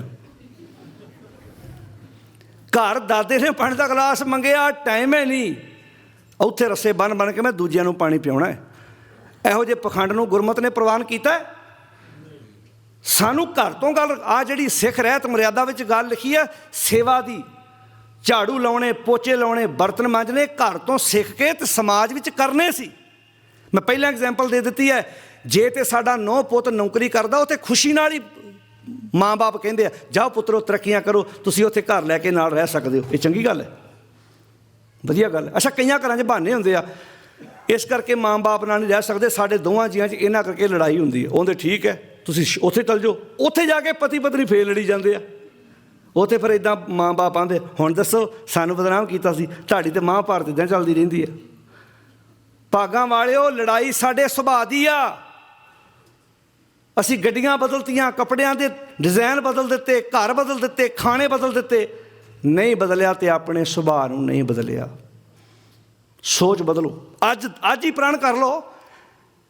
ਜੇ ਕਿਤੇ ਮਾਂ ਬਾਪ ਨਾਲ ਕੋਈ ਨਾਰਾਜ਼ਗੀ ਹੈ, ਦੂਰ ਬੈਠੀ ਫੋਨ ਕਰ ਲਓ, ਲਾਗੇ ਹੈ ਤੇ ਘਰ ਚਲ ਜਾਓ, ਪਿਆਰ ਕਰੋ। ਕਹਿ ਮਾਂ ਪਿੱਛੇ ਜੋ ਹੋਇਆ ਛੱਡ, ਪਿਆਰ ਕਰਨਾ ਆਪਾਂ। ਮਗਰੋਂ ਰਜਾਈਆਂ, ਤਲਾਈਆਂ, ਕੌਲੀਆਂ, ਚਿਮਚੇ, ਸਰਾਣੇ, ਗਲਾਸ, ਜੀਵਤ ਪਿੱਤਰ ਨਾ ਮਾਨੇ ਕੋ ਮੂਏ, ਮਗਰੋਂ ਸ਼ਰਾਧ ਕਰਾਉਣੇ ਆ। ਮਗਰੋਂ ਫਿਰ ਇੱਦਾਂ, ਜੇ ਤਾਂ ਹਿੰਦੂ ਪਰਿਵਾਰ ਹੁੰਦਾ, ਉਹ ਪੰਡਤ ਨੂੰ ਕਹਿੰਦਾ ਜੀ ਭੋਜਨ ਛਕੋ, ਸਾਡੇ ਪਾਪਾ ਜੀ ਦਾ ਸ਼ਰਾਧ ਆ। ਅਤੇ ਜੇ ਉਹ ਸਿੱਖ ਪਰਿਵਾਰ ਨਾਲ ਸੰਬੰਧ ਰੱਖਦਾ, ਉਹ ਫਿਰ 5 ਪਿਆਰੇ ਲੱਭਦੇ ਫਿਰਦੇ ਆ। ਉਹ ਫਿਰ ਖੀਰ, ਪੂੜੇ, ਛੋਲੇ, ਕਈ ਪ੍ਰਕਾਰ ਦੇ ਪਕਵਾਨ ਬਣਾ ਕੇ ਇੱਦਾਂ ਉਹ ਕਹਿਣਗੇ ਜੀ ਆ ਛਕੋ। ਇਹ ਕੀ ਹੈ ਜੀ? ਸਾਡੇ ਪਾਪਾ ਜੀ ਦਾ ਸ਼ਰਾਧ ਆ। ਅਤੇ ਬਾਣੀ 'ਚ ਕੀ ਲਿਖਿਆ ਪੱਲਾ? ਜੀਵਤ ਪਿੱਤਰ ਨਾ ਮਾਨੇ ਕੋ, ਸਾਰੇ ਬੋਲੋ, ਮੂਏ ਮੂਏ ਸ਼ਰਾਧ ਕਰਾਹੀਂ, ਪਿੱਤਰ ਵੀ ਬਪੁਰੇ ਕਉ ਕਿਉਂ ਪਾਵੈ ਕਊਆ। ਹੁਣ ਜਿਹੜਾ ਥਾਲੀਆਂ ਜੂਠਾ ਹੁੰਦਾ ਉਹ ਕੌਣ ਖਾਂਦਾ? ਕਾਂ ਅਤੇ ਕੁੱਤੇ, ਅਤੇ ਕੁਝ ਰਿਸ਼ਤੇਦਾਰ ਖਾ ਜਾਂਦੇ ਆ। ਅਤੇ ਜਿਹਦੇ ਵਾਸਤੇ ਸ਼ਰਾਧ ਕੀਤਾ ਉਹਨੂੰ ਕੀ ਮਿਲਿਆ? ਗੁਰੂ ਨਾਨਕ ਸਾਹਿਬ ਜੀ ਨੇ ਆਸਾ ਕੀ ਵਾਰ 'ਚ ਕਿਹਾ, ਜੇ ਮੋਹਾ ਕਾ ਘਰ ਮੋਹੈ ਘਰ ਮੋਹ ਪਿੱਤਰੀ ਦੇ। ਇੱਕ ਨੌਜਵਾਨ ਆਇਆ, ਕਹਿੰਦਾ ਜੀ ਪਾਪਾ ਦਾਦਾ ਜੀ ਦਾ ਸ਼ਰਾਧ ਕਰਾਉਣਾ। ਇੱਕ ਦੇ ਕੋਲ ਪੈਸੇ ਸੀ, ਉਹਨੇ ਕਰਾ ਤੇ, ਦੂਜੇ ਕੋਲ ਪੈਸੇ ਨਹੀਂ ਸੀ ਹੈਗੇ, ਉਹਨੇ ਚੋਰੀ ਕਰ ਲਿਆਂਦਾ ਸਮਾਨ। ਰਜਾਈ ਕਿਤੋਂ ਚੁੱਕ ਲਿਆਇਆ, ਤਲਾਈ ਕਿਤੋਂ ਚੁੱਕ ਲਿਆਇਆ, ਥਾਲੀਆਂ ਕਿਤੋਂ ਲੈ ਆਇਆ, ਗਰੋਸਰੀ ਕਿਤੋਂ ਲੈ ਆਇਆ। ਹੁਣ ਭਾਈ ਗੁਰੂ ਨਾਨਕ ਸਾਹਿਬ ਜੀ ਕਹਿੰਦੇ ਆ ਵੀ ਜੇ ਇਹ ਸਮਾਨ ਵਾਕਿਆ ਹੀ ਖਵਾਇਆ ਪਹੁੰਚ ਜਾਂਦਾ, ਮੰਨ ਲਓ ਵੀ ਉੱਤੇ ਕੋਈ ਇੱਦਾਂ ਧਰਮਰਾਜ ਬਣਿਆ, ਇੱਦਾਂ ਬੰਦਾ ਮਰ ਕੇ ਪਹੁੰਚ ਜਾਂਦਾ, ਸਮਾਨ ਵੀ ਪਹੁੰਚ ਜਾਂਦਾ ਹੋਊ, ਫਿਰ ਅਤੇ ਪਤਾ ਕੀ ਹੋਣਾ ਫਿਰ ਇਹਦੇ ਨਾਲ? ਜੇ ਮੁਹਾਕਾ ਘਰ ਮੋਹ ਹੈ, ਮੁਹਾਕਾ ਕਹਿੰਦੇ ਨੇ ਚੋਰ ਨੂੰ, ਮੰਨ ਲਓ ਇੱਕ ਚੋਰ ਚੋਰੀ ਕਰ ਲਿਆਇਆ ਤੇ ਘਰ ਮੋ ਪਿਤਰੀ ਦੇ, ਉਹਨੇ ਪਿਤਰਾਂ ਦੇ ਨਿਮਿਤ ਸ਼ਰਾਧ ਕਰਾਤੇ, ਅੱਗੇ ਵਸਤ ਸਜਾਣੀਐ। ਹੁਣ ਜਦੋਂ ਉਹਨੇ ਰਜਾਈ ਲੈਣੀ ਉੱਤੇ ਜਾਂ ਥੱਲੇ ਤਰਾਈ ਵਿਛਾਉਣੀ ਆ, ਜਾਂ ਜਿਹੜੇ ਗਲਾਸ 'ਚ ਪਾਣੀ ਪੀਣਾ, ਉਹ ਜਿੰਨਾ ਘਰ ਚੋਰੀ ਕੀਤੀ ਬਾਪੂ ਉਹਨਾਂ ਦਾ ਵੀ ਉੱਤੇ ਬੈਠਾ ਹੋਣਾ। ਇਹ ਗੁਰੂ ਨਾਨਕ ਸਾਹਿਬ ਕਹਿੰਦੇ ਮੰਨ ਲਓ ਮੂਲ ਧਨ 100 ਰੁਪਈਆ। ਮਹਾਰਾਜ ਕਹਿੰਦੇ ਆ ਮੰਨ ਲਓ ਵੀ ਜ਼ਰੂਰੀ ਨਹੀਂ ਇੱਦਾਂ ਹੁੰਦਾ। ਜੇ ਤੁਸੀਂ ਕਹਿੰਦੇ ਹੋ ਵੀ ਸਮਾਨ ਪਹੁੰਚ ਜਾਂਦਾ ਤਾਂ ਫਿਰ ਹੋਣਾ ਪਤਾ ਕੀ ਆ, ਅੱਗੇ ਵਸਤ ਸਜਾਣੀ ਹੈ। ਉਹ ਫਿਰ ਜਿਹਦੇ ਘਰ ਚੋਰੀ ਹੋਈ ਉਹਨੇ ਕਹਿਣਾ ਰਜਾਈ ਤਾਂ ਸਾਡੀ ਆ ਵੀ, ਆ ਗਲਾਸ ਤਾਂ ਸਾਡੇ ਘਰ ਦਾ। ਅਤੇ ਪਿੱਤਰੀ ਚੋਰ ਕਰੇ, ਉਹ ਤਾਂ ਫਿਰ ਪਿੱਤਰ ਚੋਰ ਬਣ ਗਏ ਉੱਥੇ ਹੀ। ਅਤੇ ਪਾਤਸ਼ਾਹ ਜੀ ਕੀ ਕਹਿੰਦੇ, ਵੱਡੀਆਂ ਹੱਥ ਦਲਾਲ ਕੇ। ਹੱਥ ਵੱਢਣ ਦਾ ਅਰਥ ਕੀ ਹੁੰਦਾ ਭਲਾ? ਹੱਥ ਵੱਢਣ ਦਾ ਅਰਥ ਕੀ ਹੁੰਦਾ ਭਲਾ? ਕਦੀ ਸੋਚ ਕੇ ਵੇਖਿਆ? ਜਿਵੇਂ ਆਪਾਂ ਨਹੀਂ ਕੋਈ ਬੰਦਾ ਕਹਿੰਦਾ ਮੈਂ ਆਪੇ ਆਪਣੇ ਨਿਆਣੇ ਨੂੰ ਹੱਥ ਵੱਢ ਕੇ ਦੇ ਬੈਠਾ, ਹੁਣ ਕੀ ਕਰਾਂ ਭਾਈ, ਸਾਰਾ ਕੁਝ ਦੇ ਬੈਠਾ ਉਹਨਾਂ ਨੂੰ, ਹੁਣ ਮੇਰੇ ਕੋਲ ਕੁਝ ਵੀ ਹੈ ਨਹੀਂ, ਸੈਨ ਕਰ ਬੈਠਾ ਹੁਣ ਵੀ, ਹੁਣ ਮੇਰੇ ਕੋਲ ਕੁਝ ਨਹੀਂ ਹੈਗਾ, ਉਹਨਾਂ ਦੀ ਮਰਜ਼ੀ ਰੋਟੀ ਦੇਣ, ਉਹਦੀ ਮਰਜ਼ੀ ਰੋਟੀ। ਇੱਥੇ ਹੱਥ ਵੱਢਣ ਦਾ ਅਰਥ ਇਹ ਆ ਤੁਸੀਂ ਸਾਰੇ ਆ ਕੇ ਉਹਨਾਂ ਨੂੰ ਦੇ ਕੇ ਬੈਠੇ ਜੇ। ਆਪ ਗੁਰਬਾਣੀ ਪੜ੍ਹੋ ਹਾਂ, ਵੱਡੀਆਂ ਹੱਥ। ਇਹੋ ਜਿਹੇ ਦਲਾਲਾਂ ਕੋਲੋਂ ਹੱਕ ਖੋਲ੍ਹੋ ਜਿਹੜੇ ਕਹਿੰਦੇ ਅਸੀਂ ਅਰਦਾਸ ਕਰਾਂਗੇ ਅਤੇ ਸਮਾਨ ਤੁਹਾਡਾ ਪਹੁੰਚ ਜਾਂਦਾ। ਇਹੋ ਜਿਹੇ ਦਲਾਲਾਂ ਕੋਲੋਂ ਕੀ ਖੋਲ੍ਹੋ? ਹੱਕ ਖੋਲ੍ਹੋ। ਆਪ ਕੰਮ ਆਪ ਕਰੋ, ਆਪ ਗੁਰਬਾਣੀ ਪੜ੍ਹੋ, ਆਪ ਸਮਝੋ ਅਤੇ ਆਪ ਵਿਚਾਰੋ, ਆਪ ਆਪਣੇ ਘਰਾਂ 'ਚ ਸਹਿਜ ਪਾਠ ਕਰੋ, ਆਪ ਆਪਣੇ ਘਰ ਵਿੱਚ ਨਵੀਂ ਕਾਰ ਲਿਆਉਂਦੇ ਹੋ, ਕਿਸੇ ਭੇਖੀ ਬਾਬੇ ਮਗਰ ਨਾ ਤੁਰੇ ਫਿਰੋ ਕਿ ਬਾਬਾ ਜੀ ਚਰਨ ਪਾਓ ਸਾਡੀ ਕਾਰ ਪਵਿੱਤਰ ਕਰੋ। ਸਭ ਤੋਂ ਪਹਿਲਾਂ ਕਹੋ ਮਾਂ ਤੇਰੇ ਹੱਥ ਘਸ ਕੇ ਕੰਮ ਕਰਦੀ ਦੇ, ਬਾਪੂ ਜੀ ਤੁਸੀਂ ਸਾਈਕਲਾਂ ਤੋਂ ਗੱਡੀਆਂ ਵਾਲੇ ਕਰਤਾ, ਸਭ ਤੋਂ ਪਹਿਲਾਂ ਤੁਸੀਂ ਗੱਡੀ 'ਚ ਬਹਿ ਕੇ ਮੇਰੀ ਗੱਡੀ ਪਵਿੱਤਰ ਕਰੋ। ਤੁਹਾਡੇ ਤੋਂ ਵੱਡਾ ਸਾਡੇ ਲਈ ਬ੍ਰਹਮ ਗਿਆਨੀ ਕਿਹੜਾ?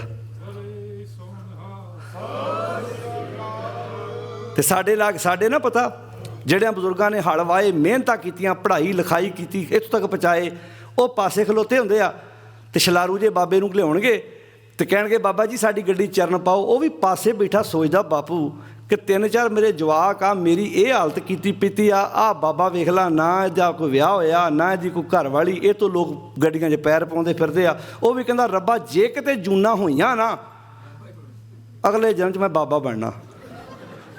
ਮੇਰੀ ਅਰਦਾਸ ਆ ਵੀ ਜੇ ਸੱਚੀ ਕਿਤੇ ਜੰਮਣ ਮਰਨਾ ਹੋਇਆ ਅਤੇ ਮੇਰੀ ਬੇਨਤੀ ਆ ਵੀ ਮੈਂ ਅਗਲੇ ਸਾਲ ਅਗਲੇ ਜਨਮ ਦੇ ਵਿੱਚ ਇੱਦਾਂ ਦਾ ਬਣਾ ਕਿ ਲੋਕ ਮੇਰੇ ਕੋਲੋਂ ਚਰਨ ਪਾਉਣ, ਭਲਿਓ ਘਰਾਂ 'ਚ ਸਤਿਕਾਰ ਕਰੋ, ਨਾ ਵਿਹਲਿਆਂ ਪਖੰਡੀਆਂ ਦੇ ਮਗਰ ਤੁਰੇ ਫਿਰੋ।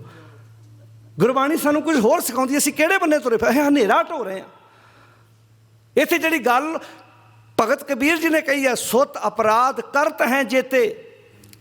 ਬੱਚਾ ਜਿੰਨੀਆਂ ਗਲਤੀਆਂ ਕਰਦਾ ਹੈ, ਜਨਨੀ ਚੀਤ ਨਾ ਰਾਕਸ ਤੇ ਰਾਮਈਆ ਹਾਂ ਬਾਰਕ ਤੇਰਾ। ਮੇਰੇ ਮਾਲਕ ਜੀ ਮੈਂ ਵੀ ਤਾਂ ਤੇਰਾ ਬੱਚਾ ਹੀ ਹਾਂ। ਜੇ ਇੱਕ ਜਨਮ ਦੇਣ ਵਾਲੀ ਮਾਂ ਆਪਣੇ ਅੰਦਰ ਬੱਚੇ ਦੀਆਂ ਗਲਤੀਆਂ ਤੋਂ ਪਾਸਾ ਵੱਟ ਕੇ ਉਹਨੂੰ ਪਿਆਰ ਕਰਦੀ ਆ, ਤੁਸੀਂ ਵੀ ਮੇਰੇ ਨਾਲ ਪਿਆਰ ਕਰੋ, ਮੇਰੇ ਔਗਣਾਂ ਨੂੰ ਬਖਸ਼ ਦਿਓ, ਮੇਰੇ ਔਗਣਾਂ ਨੂੰ ਸੁਧਾਰ ਦਿਓ। ਰਾਮਈਆ ਹਾਂ ਬਾਰਕ ਤੇਰਾ, ਕਾਹੇ ਨਾ ਖੰਡਸ ਅਵਗੁਣ ਮੇਰਾ। ਜੇ ਅਤ ਕਰੋਪ ਕਰੇ ਕਰ ਧਾਇਆ। ਜੇ ਕਿਤੇ ਕ੍ਰੋਧ ਵਿੱਚ, ਕਰੋਪ ਕਹਿੰਦੇ ਗੁੱਸੇ 'ਚ, ਕਈ ਵਾਰੀ ਨਾ ਗੁੱਸੇ 'ਚ ਆਣ ਕੇ ਨਾ ਕਿਤੇ ਬੱਚਾ ਮਾਂ ਨੂੰ ਮਾਰਨ ਪੈ ਜਾਏ, ਉਦੋਂ ਫਿਰ ਮਾਂ ਦੇ ਅੰਦਰੋਂ ਇਹ ਗੱਲ ਨਿਕਲਦੀ ਆ, ਤੇਰੇ ਨਾਲੋਂ ਤਾਂ ਮੇਰੇ ਘਰ 'ਚ ਔਲਾਦ ਨਾ ਹੀ, ਤੂੰ ਜੰਮਦਾ ਮਰ ਜਾਂਦਾ। ਪਰ ਕਹਿ ਕੇ ਨਾ ਫਿਰ ਪਰਾਂ ਜਾ ਕੇ ਕਹਿੰਦੀ ਹੈ ਰੱਬਾ ਇਹ ਗੱਲ ਅੰਦਰੋਂ ਨਹੀਂ ਕਹੀ ਮੈਂ, ਉੱਦਾਂ ਗੁੱਸੇ 'ਚ ਮੇਰੇ ਮੂੰਹ ਗੱਲ ਨਿਕਲ ਗਈ ਹੈ। ਜੇ ਅਤ ਕਰੋਪ ਕਰੇ ਕਰ ਧਾਇਆ, ਤਾਂ ਭੀ ਚੀਤ ਨਾ ਰਾਕਸ ਮਾਇਆ। ਤਾਂ ਵੀ ਉਹ ਮਾਂ ਆਪਣੇ ਚਿੱਤ ਵਿੱਚ ਆਪਣੇ ਪੁੱਤਰ ਦਾ ਬੁਰਾ ਨਹੀਂ ਸੋਚਦੀ। ਐਡੀ ਵੱਡੀ ਮਾਂ, ਉਸ ਮਾਂ ਨਾਲ ਇੰਨਾ ਪਿਆਰ ਕਰੋ, ਉਹਦਾ ਸਤਿਕਾਰ ਕਰੋ। ਅਤੇ ਕਈ ਕਹਿਣਗੇ ਜੀ ਮਾਂ ਬਾਪ ਸਾਡੇ ਸਾਨੂੰ ਕੋਈ ਕੌੜੇ ਸ਼ਬਦ ਬੋਲਦੇ ਨੇ। ਮੈਂ ਕਹਿੰਦਾ ਹੈਗੇ ਨੇ ਅਤੇ ਬੋਲਦੇ ਨੇ ਨਾ, ਜੇ ਹੈਗੇ ਨੇ ਅਤੇ ਬੋਲਦੇ ਨੇ ਨਾ, ਸਤਿਕਾਰ ਕਰੋ। ਜੇ ਨਾ ਹੋਏ ਤਾਂ ਇਹਨਾਂ ਚੀਜ਼ਾਂ ਨੂੰ ਤਰਸਣਾ ਆਪਾਂ। ਇੱਕ ਬੇਨਤੀ ਹੋਰ ਕਰਾਂ, ਧਿਆਨ ਨਾਲ ਸੁਣਿਓ। ਆਪਣੇ ਬੱਚਿਆਂ ਨੂੰ ਜੋ ਮਰਜ਼ੀ ਕਹੀ ਜਾਓ, ਜਿੰਨੇ ਮਰਜ਼ੀ ਲੈਕਚਰ ਕਰੀ ਜਾਓ, ਉਹਨਾਂ ਨੇ ਉਹ ਕੰਮ ਨਹੀਂ ਕਰਨਾ। ਉਹਨਾਂ ਨੇ ਉਹ ਕੰਮ ਕਰਨਾ ਜੋ ਅਸੀਂ ਉਹਨਾਂ ਸਾਹਮਣੇ ਕਰ ਰਹੇ ਹਾਂ। ਆਹ ਚੀਜ਼ ਨੋਟ ਕਰਿਓ। ਤੁਸੀਂ ਆਪਣੇ ਬੱਚੇ ਨੂੰ ਜਿੰਨੇ ਮਰਜ਼ੀ ਲੈਕਚਰ ਸਿਖਾਈ ਜਾਓ, ਜੀ ਇੱਦਾਂ ਕਰ ਤੂੰ, ਇੱਦਾਂ ਕਰ ਤੂੰ, ਇੱਦਾਂ ਕਰ, ਪਰ ਸਿਖਾ ਕੁਝ ਹੋਰ ਰਹੇ ਹੋ ਅਤੇ ਕਰ ਉਹਨਾਂ ਸਾਹਮਣੇ ਕੁਝ ਹੋਰ ਰਹੇ ਹੋ। ਉਹ ਕੀ ਕਰਨਗੇ ਜੋ ਤੁਸੀਂ ਉਹਨਾਂ ਸਾਹਮਣੇ ਕਰ ਰਹੇ ਹੋ। ਹੁਣ ਐਗਜ਼ਾਮਪਲ ਦੇਣ ਲੱਗਾ। ਘਰ 'ਚ ਅਸੀਂ ਕਹੀਏ ਵੱਡਿਆਂ ਦਾ ਸਤਿਕਾਰ ਕਰਨਾ ਚਾਹੀਦਾ, ਅਤੇ ਪੁੱਤਰ ਮਾਂ ਨਾਲ ਅਪਸ਼ਬਦ ਬੋਲਦਾ ਹੈ, ਮਾਂ ਆਪਣੀ ਸੱਸ ਨਾਲ ਅਪਸ਼ਬਦ ਬੋਲਦੀ ਹੈ, ਧੀ ਕੀ ਸਿੱਖ ਰਹੀ ਹੈ? ਬੋਲ ਕੇ ਦੱਸਿਓ। ਹੁਣ ਵੱਡਿਆਂ ਦਾ ਸਤਿਕਾਰ ਕਰੋ। ਉਹ ਮਨ 'ਚ ਸੋਚਦੇ ਇਹਨਾਂ ਦੇ ਵੱਡੇ ਨਹੀਂ ਇਹ, ਅਤੇ ਫਿਰ ਕੱਲ੍ਹ ਨੂੰ ਇਹਨਾਂ ਨੇ ਸਾਡੇ ਵੱਡੇ ਬਣਨਾ, ਇਹ ਇਹਨਾਂ ਦੇ ਵੱਡੇ ਆ। ਸਾਨੂੰ ਪ੍ਰੈਕਟੀਕਲ ਆਪਣੇ ਸਮਾਜ ਵਿੱਚ, ਆਪਣੇ ਪਰਿਵਾਰ ਵਿੱਚ ਸ਼ਬਦ ਬੋਲ ਬਾਣੀ ਸੁਧਾਰਨੀ ਪੈਣੀ ਹੈ। ਜਿਵੇਂ ਬੱਸਾਂ ਵਿੱਚ ਨਹੀਂ ਲਿਖਿਆ ਹੁੰਦਾ ਜੀ ਕਹੋ ਜੀ ਕਹਾਓ। ਖੂਹ ਜਿੱਦਾਂ ਦੀ ਆਵਾਜ਼ ਮਾਰੋਗੇ ਉੱਦਾਂ ਦੀ ਆਵਾਜ਼ ਬੈਕ ਆਉਣੀ ਆ। ਸਤਿਕਾਰ, ਰਿਸਪੈਕਟ। ਅਤੇ ਬਾਕੀ ਵੱਡਿਆਂ ਨੂੰ ਵੀ ਬੇਨਤੀ ਆ, ਜੇ ਅਸੀਂ ਵਿਦੇਸ਼ਾਂ ਵਿੱਚ ਆ ਗਏ ਹਾਂ, ਬੱਚਿਆਂ ਨੂੰ ਬੜੇ ਪਿਆਰ ਨਾਲ, ਕਈ ਵਾਰੀ ਨਾ ਸਾਡੇ ਜਿਹੜੇ ਪੋਤਰੇ ਹੁੰਦੇ ਆ, ਪੋਤਰੀਆਂ ਹੁੰਦੀਆਂ, ਉਹ ਪਿਆਰ ਦੇ, ਕਈ ਵਾਰੀ ਤੁਸੀਂ ਕਿਸੇ ਬੱਚੇ ਨੂੰ ਝਿੜਕ ਮਾਰੋ ਅਤੇ ਉਹ ਨਹੀਂ ਗੱਲ ਮੰਨਦਾ, ਪਰ ਪਿਆਰ ਨਾਲ ਮੰਨ ਲੈਂਦਾ। ਪਿਆਰ ਕਰੋ, ਪਿਆਰ ਬੜੀ ਵੱਡੀ ਚੀਜ਼। ਜੇ ਤੁਸੀਂ ਆਪਣੇ ਘਰ 'ਚ ਜਾਨਵਰ ਰੱਖਿਆ, ਇੱਕ ਕੁੱਤਾ ਰੱਖਿਆ, ਉਹਨੂੰ ਤੁਸੀਂ ਪਿਆਰ ਕਰਦੇ ਹੋ, ਤੁਹਾਡੇ ਪੈਰ ਚੁੰਮਦਾ, ਕਦੇ ਬੱਚੇ ਨੂੰ ਵੀ ਪਿਆਰ ਕਰਕੇ ਵੇਖ ਲਓ। ਪਿਆਰ ਬਾਰੇ ਬਾਣੀ 'ਚ ਇੱਥੋਂ ਤੱਕ ਲਿਖਿਆ ਹੈ ਕਿ ਜਿਨੀ ਨਾ ਪਾਇਓ ਪ੍ਰੇਮ ਰਸ, ਬੰਦੇ ਦੇ ਘਰ ਸਭ ਕੁਝ ਹੋਵੇ ਪਰ ਪਿਆਰ ਨਾ ਹੋਵੇ। ਜਿਨੀ ਨਾ ਪਾਇਓ ਪ੍ਰੇਮ ਰਸ, ਕੰਤ ਨਾ ਪਾਇਓ ਸਾਓ, ਸੁਈਏ ਘਰ ਕਾ ਪਾਉਣਾ, ਜਿਉਂ ਆਇਆ ਤਿਉਂ ਜਾਓ। ਸਾਧ ਸੰਗਤ ਜੀ, ਕਿਸੇ ਘਰ ਕੋ ਗੈਸਟ ਆ ਗਿਆ, ਫਰਿੱਜ ਵਿੱਚ ਜੂਸ, ਫਰੂਟ, ਹਰ ਇੱਕ ਪਕਵਾਨ ਪਿਆ ਸੀ, ਪਰ ਘਰ ਵਿੱਚ ਰਿਸੀਵ ਕਰਨ ਵਾਲਾ ਕੋਈ ਨਹੀਂ ਸੀ। ਉਸ ਗੈਸਟ ਨੂੰ ਕੋਈ ਚਾਹ ਪਾਣੀ ਬਣਾ ਕੇ ਦੇਣ ਵਾਲਾ ਨਹੀਂ ਸੀ। ਜਿੱਦਾਂ ਦਾ ਮਹਿਮਾਨ ਆਇਆ ਉੱਦਾਂ ਦਾ ਵਾਪਸ। ਪਕਵਾਨ ਸਾਰੇ ਘਰ 'ਚ ਪਏ ਸੀ ਨਾ, ਫਰਿੱਜਾਂ ਭਰੀਆਂ ਸਮਾਨ ਨਾਲ ਆਏ ਹੋਏ ਮਹਿਮਾਨ ਨੂੰ ਉਹਦਾ ਕੋਈ ਫਾਇਦਾ ਹੋਇਆ? ਜਿੱਦਾਂ ਦਾ ਆਇਆ ਉੱਦਾਂ ਦਾ ਹੀ ਚਲਾ ਗਿਆ। ਬੰਦਿਆਂ, ਤੇਰੇ ਘਰ ਦੇ ਵਿੱਚ ਸਭ ਕੁਝ ਹੋਵੇ, ਪਰ ਜੇ ਤੇਰੇ ਕੋਲ ਪਿਆਰ ਨਾ ਹੋਵੇ ਤਾਂ ਸਮਝ ਲਈ ਤੇਰੇ ਕੋਲ ਵੀ ਆਉਣ ਵਾਲਾ ਬੰਦਾ ਇੱਦਾਂ ਹੀ ਜਿਵੇਂ ਸੁਈਏ ਘਰ ਕਾ ਪਾਉਣਾ, ਜਿਉਂ ਆਇਆ ਤਿਉਂ ਜਾਓ। ਉਹ ਸੁਈਏ ਘਰ ਕਾ ਪਾਉਣਾ ਪੁੱਤ ਵੀ ਹੋ ਸਕਦਾ ਤੁਹਾਡੇ ਕੋਲ ਬੈਠਾ, ਤੁਹਾਡੀ ਧੀ ਵੀ ਹੋ ਸਕਦੀ ਆ, ਤੁਹਾਡਾ ਪਤੀ ਅਤੇ ਤੁਹਾਡੀ ਪਤਨੀ ਵੀ ਹੋ ਸਕਦੀ ਹੈ। ਜਾਨਵਰ ਤੋਂ ਸਿੱਖ ਲਓ। ਆ ਜਿਹੜੇ ਜਾਨਵਰ, ਕੁੱਤੇ, ਅਸੀਂ ਗੱਡੀ 'ਚ ਬਿਠਾ ਕੇ ਨਾਲ ਲੈ ਕੇ ਤੁਰੇ ਫਿਰਦੇ ਹਾਂ। ਤੁਸੀਂ ਪਿਆਰ ਕਰਦੇ ਹੋ ਤਾਂ ਹੀ ਤੁਹਾਡੇ ਨਾਲ ਜਾਂਦਾ ਹੈ ਨਾ, ਕਿਉਂ ਸਾਧ ਸੰਗਤ ਜੀ? ਤੁਹਾਡੇ ਨਾਲ ਪਿਆਰ ਕਰਦੇ, ਤੁਸੀਂ ਤੁਹਾਡੇ ਨਾਲ ਸੋਫੇ 'ਤੇ ਬਹਿੰਦਾ ਹੈ ਨਾ। ਜੇ ਇੱਕ ਜਾਨਵਰ ਨੂੰ ਪਿਆਰ ਕੀਤਾ ਤਾਂ ਉਹਨੇ ਤੁਹਾਨੂੰ ਪਿਆਰ ਦਾ ਮੁੱਲ ਮੋੜ ਕੇ ਦੇ ਤਾ। ਇਹ ਪਿਆਰ ਬੱਚਿਆਂ ਲਈ ਜਾਂ ਦਾਦੇ ਦਾਦੀ ਲਈ, ਭੈਣ ਭਰਾਵਾਂ ਲਈ ਕਿੱਥੇ ਚਲਾ ਗਿਆ? ਨਫ਼ਰਤ, ਈਰਖਾ, ਸਾੜਾ, ਇਹੋ ਹੀ ਜੀਵਨ 'ਚ ਭਰਿਆ ਪਿਆ। ਆਓ ਆਪਣੇ ਆਪ ਨੂੰ ਬਦਲੀਏ। ਗੁਰੂ ਸਾਹਿਬ ਦੀ ਬਾਣੀ ਸਾਨੂੰ ਸਿਖਾਉਂਦੀ ਹੈ, ਜੇ ਅਤਿ ਕਰੋਪ ਕਰੇ ਕਰ ਧਾਇਆ, ਤਾਂ ਵੀ ਚੀਤ ਨ ਰਾਖਿ ਮਾਇਆ, ਚਿੰਤ ਭਵਨ ਮਨ ਪਰਿਓ ਹਮਾਰਾ। ਮੇਰਾ ਜਿਹੜਾ ਮਨ ਆ ਚਿੰਤਾ ਦੇ ਖੂਹ 'ਚ ਡਿੱਗਾ ਪਿਆ ਹੈ। ਚਿੰਤ ਭਵਨ ਮਨ ਪਰਿਓ ਹਮਾਰਾ, ਨਾਮ ਬਿਨਾ ਕੈਸੇ ਉਤਰ ਸਪਾਰਾ। ਨਾਮ ਤੋਂ ਬਿਨਾਂ, ਨਾਮ ਦਾ ਅਰਥ ਕੀ ਹੈ? ਰੱਬੀ ਗੁਣਾਂ ਤੋਂ ਬਿਨਾਂ। ਰੱਬੀ ਗੁਣਾਂ ਤੋਂ ਬਿਨਾਂ ਮੈਂ ਕਿੱਦਾਂ ਪਾਰ ਲੰਘਾਂਗਾ? ਅਤੇ ਕੀ ਅਰਦਾਸ ਕੀਤੀ? ਦੇ ਬਿਮਲ ਮਤ। ਕੀ ਦਿਓ? ਦੇ ਬਿਮਲ ਮਤ। ਮਲ ਦਾ ਅਰਥ ਮੈਲ ਹੈ, ਬਿਮਲ ਦਾ ਅਰਥ ਹੈ ਮੈਲ ਤੋਂ ਰਹਿਤ। ਮੈਨੂੰ ਉਹ ਮਤ ਦਿਓ ਜਿਹੜੀ ਮੈਲ ਤੋਂ ਰਹਿਤ ਹੈ। ਦੇ ਬਿਮਲ ਮਤ ਸਦਾ ਸਰੀਰਾ, ਮੇਰੇ ਸਰੀਰ ਦੇ ਵਿੱਚ ਉਹ ਮਤ ਟਿਕਾ ਦਿਓ ਜਿਹੜੀ ਮੈਲ ਤੋਂ ਰਹਿਤ ਆ, ਜਿਹੜੀ ਮੈਲ ਤੋਂ ਬਚੀ ਹੋਈ ਹੈ। ਦੇ ਬਿਮਲ ਮਤ ਸਦਾ ਸਰੀਰਾ, ਸਹਿਜ ਸਹਿਜ ਗੁਣ ਰਵੈ ਕਬੀਰਾ। ਤਾਂ ਕਿ ਸਹਿਜ ਸਹਿਜ ਵਿੱਚ, ਅਵਸਥਾ 'ਚ ਟੇਕੇ ਕਬੀਰ ਉਸ ਪਰਮੇਸ਼ਰ ਦੇ ਗੁਣ ਗਾ ਸਕੇ। ਆਓ, ਜੇ ਅਸੀਂ ਸਮੁੱਚੇ ਸੰਸਾਰ ਦੀਆਂ ਮਾਵਾਂ ਨੂੰ ਯਾਦ ਕਰ ਲਈ ਬੈਠੇ ਹਾਂ, ਚੇਤਾ ਰੱਖਿਓ 1907 ਦੇ ਵਿੱਚ ਜੇ ਉਸ ਬੀਬੀ ਨੇ ਇਹ ਦਿਨ ਆਰੰਭ ਕੀਤਾ ਆਪਣੀ ਮਾਤਾ ਦੇ ਨਾਮ 'ਤੇ, ਅਤੇ ਉਹਨੂੰ ਚੰਗਾ ਨਾ ਲੱਗਾ ਵੀ ਉਹਨੂੰ ਕਮਰਸ਼ੀਅਲ ਬਣਾ ਦਿੱਤਾ ਗਿਆ, ਅਤੇ ਸੱਚ ਜਾਣਿਓ, ਜੇ ਅਸੀਂ ਵੀ ਸਿਰਫ ਮਾਂ ਬਾਪ ਨੂੰ ਇੱਕ ਦਿਨ ਸਾਲ ਯਾਦ ਕਰਨਾ ਹੈ ਕਿ ਲੋਕ ਕਹਿਣ ਬੱਲੇ ਬੱਲੇ ਦਾ ਬੜਾ ਮਾਂ ਬਾਪ ਨਾਲ ਪਿਆਰ ਹੈ, ਫਿਰ ਕੋਈ ਫਾਇਦਾ ਨਹੀਂ। ਮੈਂ ਜ਼ਰੂਰੀ ਨਹੀਂ ਕਹਿੰਦਾ ਤੁਸੀਂ ਮਾਂ ਬਾਪ ਦੇ ਕੋਲ ਹੋਏ ਅਤੇ ਪਿਆਰ ਹੋਏਗਾ। ਕਈਆਂ ਦੀਆਂ ਮਾਵਾਂ ਵਿਦੇਸ਼ ਬੈਠੀਆਂ ਨੇ, ਕਈ ਮਾਂ ਬਾਪ ਤੋਂ ਦੂਰ ਨੇ, ਕਈ ਬੱਚੇ ਦੂਰ ਬੈਠੇ ਵੀ ਮਾਂ ਬਾਪ ਦੇ ਨੇੜੇ ਨੇ, ਅਤੇ ਕਈ ਨੇੜੇ ਬੈਠੇ ਵੀ। ਹੁਣ ਕਈ ਬੱਚੇ ਤੁਸੀਂ ਵੇਖੋ ਵਿਦੇਸ਼ਾਂ 'ਚ ਹੈ, ਮਾਂ ਬਾਪ ਦੇ ਕੋਲ ਨਹੀਂ, ਜਿਨ੍ਹਾਂ ਨੂੰ ਕਈ ਕਈ ਸਾਲ ਵਿਦੇਸ਼ਾਂ 'ਚ ਆਇਆਂ ਨੂੰ ਹੋ ਗਏ, ਪਰ ਉਹਨਾਂ ਦਾ ਦੂਰ ਬੈਠਿਆਂ ਦਾ ਵੀ ਮਾਂ ਨਾਲ ਪਿਆਰ ਹੈ। ਦੂਰ ਬੈਠਿਆਂ ਵੀ 2 ਵਾਰ ਪੁੱਛਦੇ, ਮਾਂ ਤੂੰ ਠੀਕ ਹੈ? ਅਤੇ ਕਈ ਕੋਲ ਬੈਠਿਆਂ ਵੀ ਨਹੀਂ ਪੁੱਛਦੇ। ਜਿਵੇਂ ਭਾਈ ਸਤਿਗੁਰ ਨੇ ਬਾਣੀ ਲਿਖਿਆ, ਗੁਰ ਸਭਾ ਏਵ ਨਾ ਪਾਈਐ, ਨਾ ਨੇੜੇ ਨਾ ਦੂਰ, ਨਾਨਕ ਸਤਿਗੁਰ ਤਾਂ ਮਿਲੈ, ਜਾਂ ਮਨ ਰਹੇ ਹਦੂਰ। ਗੱਲ ਤੇ ਮਨ ਹਾਜ਼ਰ ਦੀ ਹੈ। ਕਈ ਦੂਰ ਬੈਠੇ ਵੀ ਨੇੜੇ ਹੁੰਦੇ ਆ, ਕੋਈ ਨੇੜੇ ਬੈਠਾ ਵੀ। ਅਤੇ ਅੱਜ ਦੇ ਸਮਾਜ ਵਿੱਚ ਤਾਂ ਅਸੀਂ ਬਹੁਤ, ਇੱਕ ਬੇਨਤੀ ਹੋਰ ਕਰਨੀ ਚਾਹੁੰਦਾ, ਜਦੋਂ ਘਰ 'ਚ ਕੋਈ ਬਿਮਾਰ ਹੋਵੇ, ਇੱਕ ਦੂਜੇ ਦਾ ਦੁੱਖ ਸੁੱਖ ਪੁੱਛੋ। ਕਈ ਵਾਰੀ ਹੁੰਦਾ ਨਾ ਵੀ ਮੰਨ ਲਓ ਮਾਤਾ ਲੇਟ ਉੱਠੀ ਹੈ, ਪਿਤਾ ਲੇਟ ਉੱਠਿਆ, ਉਹ ਉਮੀਦ ਲਾਉਂਦਾ ਵੀ ਕੋਈ ਮੈਨੂੰ ਪੁੱਛੇ। ਜਦੋਂ ਤੁਸੀਂ ਪੁੱਛੋਗੇ ਤੁਹਾਨੂੰ ਪੁੱਛੇਗਾ। ਇੱਦਾਂ ਪੁੱਛੋ, ਹੋਰ ਮਾਤਾ ਜੀ ਠੀਕ ਜੀ, ਅੱਜ ਲੇਟ ਉੱਠੇ, ਤਬੀਅਤ ਠੀਕ ਹੈ? ਅੱਧਾ ਮਾਤਾ ਨੇ ਬਿਨਾਂ ਦਵਾਈ ਤੋਂ ਹੀ ਠੀਕ ਹੋ ਜਾਣਾ ਵੀ ਮੇਰੀ ਨੂੰਹ ਨੇ, ਮੇਰੇ ਪੁੱਤ ਨੇ ਮੈਨੂੰ। ਅਤੇ ਜੇ ਆਪਾਂ ਇੱਦਾਂ ਪੁੱਛੀਏ ਕਿਸੇ ਨੂੰ, ਨੂੰਹ ਨੂੰ ਕਹੀਏ ਵੀ ਤੂੰ ਆਪਣੇ ਮਾਂ ਬਾਪ ਨੂੰ, ਸੱਸ ਨੂੰ ਪੁੱਛ ਵੀ ਕੀ ਹਾਲ ਹੈ, ਉਹ ਆਂਦੀ ਉਹ ਕਿਹੜੀ ਮੈਨੂੰ ਪੁੱਛਦੀ ਆ। ਉਹਦਾ ਅੱਗੇ ਜਵਾਬ ਆ, ਕਹਿੰਦੀ ਉਹ ਕਿਹੜੀ ਮੈਨੂੰ ਬੋਲੋ। ਆ ਪ੍ਰੋਬਲਮ ਆ ਜੀ, ਉਹਨੇ ਮੈਨੂੰ ਨਹੀਂ ਪੁੱਛਿਆ, ਮੈਂ ਉਹਨੂੰ ਕੋ ਪੁੱਛਾਂ। ਬਸ ਇੱਥੇ ਆਣ ਕੇ ਖਲੋਤੀ ਹੈ। ਅਤੇ ਗੁਰਦੁਆਰੇ ਆਣ ਕੇ ਕੀ ਕਹਿੰਦੇ ਆ, ਨਾਨਕ ਨਾਮ ਚੜ੍ਹਦੀ ਕਲਾ। ਇੱਥੇ ਆਣ ਕੇ ਜੋੜਿਆਂ ਨੂੰ ਮੱਥਾ ਟੇਕਣ ਨਾਲੋਂ ਅਸੀਂ ਜ਼ਿੰਦਗੀ ਵਿੱਚ ਨਿਮਰਤਾ ਅਤੇ ਗੁਣ ਸਿੱਖ ਕੇ ਲਾਈਏ। ਬਹੁਤ ਵਾਰੀ ਜੇ ਉਹਨਾਂ ਨੇ, ਅੱਛਾ ਜੇ ਉਹਨਾਂ ਨੇ ਬੁਲਾਇਆ ਮੈਂ ਵੀ ਨਹੀਂ ਬੁਲਾਇਆ, ਅਤੇ ਉਹਦੇ 'ਤੇ ਮੇਰੇ 'ਚ ਫਰਕ ਹੀ ਰਹਿ ਗਿਆ। ਫਿਰ ਕੋਈ ਫਰਕ ਰਹਿ ਗਿਆ? ਆਓ ਆਪਣੇ ਆਪ ਨੂੰ ਬਦਲੇ। ਆਪ ਸਵਾਰੇ ਮੈਂ ਮਿਲਿਆ ਸੁੱਖ ਹੋਏ। ਫਰੀਦਾ ਜੇ ਤੂੰ ਮੇਰਾ ਹੋਏ ਰਹੇ, ਸਭ ਜੱਗ ਤੇਰਾ ਹੋਏ। ਆਓ ਗੁਰੂ ਬਖਸ਼ਿਸ਼ ਕਰੇ ਅਸੀਂ ਆਪਣੀ ਜ਼ਿੰਦਗੀ ਨੂੰ ਸਵਾਰੀਏ, ਜ਼ਿੰਦਗੀ ਨੂੰ ਖੂਬਸੂਰਤ ਬਣਾਈਏ। ਆਪਣੇ ਮਾਂ ਬਾਪ, ਰਿਸ਼ਤੇਦਾਰ, ਸਾਕ ਸੰਬੰਧੀ, ਦੋਸਤਾਂ ਮਿੱਤਰਾਂ ਨੂੰ ਬੜੇ ਪਿਆਰ ਨਾਲ, ਕਿਉਂਕਿ ਗੱਲ ਸਾਰੀ ਪਿਆਰ ਦੀ, ਇਹੋ ਸਾਨੂੰ ਗੁਰਮਤਿ ਸਿਖਾਉਂਦੀ ਹੈ। ਅਤੇ ਜਿਹੜੀ ਗੱਲ ਭਾਈ ਗੁਰਦਾਸ ਜੀ ਨੇ ਕਹੀ ਹੈ ਨਾ, ਮਾਂ ਬਾਪ ਖੁਸ਼ ਹੁੰਦੇ ਆ ਜਿਹਨਾਂ ਦਾ ਕੋਈ ਨੂੰਹ ਪੁੱਤ ਇਕੱਠੇ ਬੈਠ ਕੇ ਗੱਲਾਂ ਬਾਤਾਂ ਕਰਦੇ ਆ, ਉਹਨਾਂ ਦੇ ਪੋਤਰੇ ਦੋਤੇ ਦੋਤੀਆਂ ਨੇ। ਆਓ ਆਪਣੀ ਜ਼ਿੰਦਗੀ ਵਿੱਚ ਆਪਣੇ ਆਪ ਨੂੰ ਸੁਧਾਰੋ। ਮੈਂ ਪਹਿਲਾਂ ਆਰੰਭ 'ਚ ਬੇਨਤੀ ਕੀਤੀ ਹੈ, ਹਰ ਇੱਕ ਘਰ ਦੀ ਸਮੱਸਿਆ ਅਲੱਗ ਅਲੱਗ ਹੈ। ਕਿਸੇ ਘਰ 'ਚ ਨੂੰਹ ਪੁੱਤ ਸੇਵਾ ਕਰਨਾ ਚਾਹੁੰਦੇ, ਮਾਂ ਬਾਪ ਨਹੀਂ ਕਰਾਉਣਾ ਚਾਹੁੰਦੇ। ਕਿਸੇ ਘਰ 'ਚ ਮਾਂ ਬਾਪ ਬੜੇ ਨੇਕ ਨੇ, ਅੱਗੇ ਨੂੰਹ। ਕਈਆਂ ਘਰਾਂ 'ਚ ਮੈਨੂੰ ਖੁਦ ਆਪਣੇ ਮਾਂ ਬਾਪ ਨੇ ਦੱਸਿਆ, ਕਹਿੰਦੇ ਜੀ ਸਾਡੀ ਨੂੰਹ ਇੰਨੀ ਨੇਕ ਹੈ ਪਰ ਸਾਡਾ ਪੁੱਤ ਸਾਡੇ ਨਾਲ ਰਹਿਣ ਨੂੰ ਤਿਆਰ ਨਹੀਂ। ਉਹਦਾ ਮਤਲਬ ਉੱਥੇ ਸਮੱਸਿਆ ਕੋਈ ਹੋਰ ਹੈ। ਆਓ ਆਪਣੇ ਆਪ ਨੂੰ ਬਦਲੀਏ, ਇਹੋ ਸਾਨੂੰ ਗੁਰਮਤਿ ਦਾ ਉਪਦੇਸ਼ ਹੈ। ਸਾਰਿਆਂ ਦਾ ਧੰਨਵਾਦ। ਆਪ ਜੀ ਨੇ 2 ਦੀਵਾਨਾਂ 'ਚ ਹਾਜ਼ਰੀ ਭਰੀ ਹੈ। ਫਰਾਈਡੇ ਵੀ ਦੀਵਾਨ ਸੀ ਸ਼ਾਮ ਦਾ, ਅੱਜ ਵੀ ਬੜੇ ਪਿਆਰ ਨਾਲ ਤੁਸੀਂ ਅੱਜ ਸਮੁੱਚੇ ਸੰਸਾਰ ਦੀਆਂ ਮਾਵਾਂ ਨੂੰ ਯਾਦ ਕਰਦੇ ਹਾਂ। ਅੱਜ ਦੇ ਇਸ ਗੁਰਮਤਿ ਸਮਾਗਮ 'ਚ ਹਾਜ਼ਰੀ ਭਰੀ ਹੈ। ਆਓ ਮੇਰੀ ਬੇਨਤੀ ਹੱਥ ਜੋੜ ਕੇ, ਜਿਨ੍ਹਾਂ ਦੇ ਕੋਈ ਸ਼ਿਕਵੇ, ਗਿਲੇ, ਗੁੱਸੇ ਕਿਸੇ ਵੱਡੇ ਨਾਲ ਹੈਗਾ ਹੈ, ਆਓ ਮਿਟਾਓ। ਉਹਨਾਂ ਨੂੰ ਫੋਨ ਕਰ ਲਓ, ਉਹਨਾਂ ਦੇ ਘਰੋਂ ਹੋ ਆਓ। ਇਹ ਜ਼ਿੰਦਗੀ 'ਚ ਸਮਾਂ ਬਾਰ-ਬਾਰ ਨਹੀਂ ਸਾਨੂੰ ਮਿਲਣਾ। ਕਿਤੇ ਐਸਾ ਨਾ ਹੋਵੇ ਉਹ ਬੋਝ ਲੈ ਕੇ ਸੰਸਾਰ ਤੋਂ ਵਿਚਾਰੇ ਚਲੇ ਜਾਣ। ਇਹੋ ਸਾਨੂੰ ਗੁਰਮਤਿ ਨੇ ਸਿਖਾਇਆ ਹੈ। ਅਤੇ ਮੈਂ ਬੇਨਤੀ ਕਰਦਾ ਹੁੰਨਾ, ਆਪਣੇ ਬੱਚਿਆਂ ਸਾਹਮਣੇ ਆਪਣੇ ਮਾਂ ਬਾਪ ਨਾਲ ਪਿਆਰ, ਰਿਸਪੈਕਟ, ਇੱਜ਼ਤ ਕਰੋ। ਨਹੀਂ ਤਾਂ ਜਿਹੜੇ ਅੱਗੋਂ ਪਿੱਛੋਂ ਨਹੀਂ ਬੁਲਾਉਂਦੇ, ਅੱਜ ਦੇ ਦਿਨ ਫੁੱਲ ਦੇਣ ਵੀ ਜਾਣਗੇ, ਕੋਈ ਗਿਫਟ ਲੈ ਕੇ ਜਾਣਗੇ, ਪੱਕੀ ਗੱਲ ਹੈ ਉਹ ਬੱਚੇ ਹੱਸਣਗੇ ਜ਼ਰੂਰ ਕਿ ਅੱਗੋਂ ਪਿੱਛੋਂ ਤੁਸੀਂ ਮਾਂ ਬਾਪ ਨਾਲ ਕਦੀ ਗੱਲ ਵੀ ਨਹੀਂ ਕਰਦੇ ਅਤੇ ਸਾਲ ਬਾਅਦ ਇੱਕ ਵਿਖਾਵਾ ਕਰਦੇ ਹੋ। ਅਸੀਂ ਇਹਨਾਂ ਗੱਲਾਂ ਤੋਂ ਉੱਪਰ ਉੱਠ ਕੇ ਅਸੀਂ ਜ਼ਿੰਦਗੀ ਨੂੰ ਖੂਬਸੂਰਤ ਤਰੀਕੇ ਨਾਲ ਜਿਉਣ ਦਾ ਯਤਨ ਕਰਨਾ ਹੈ।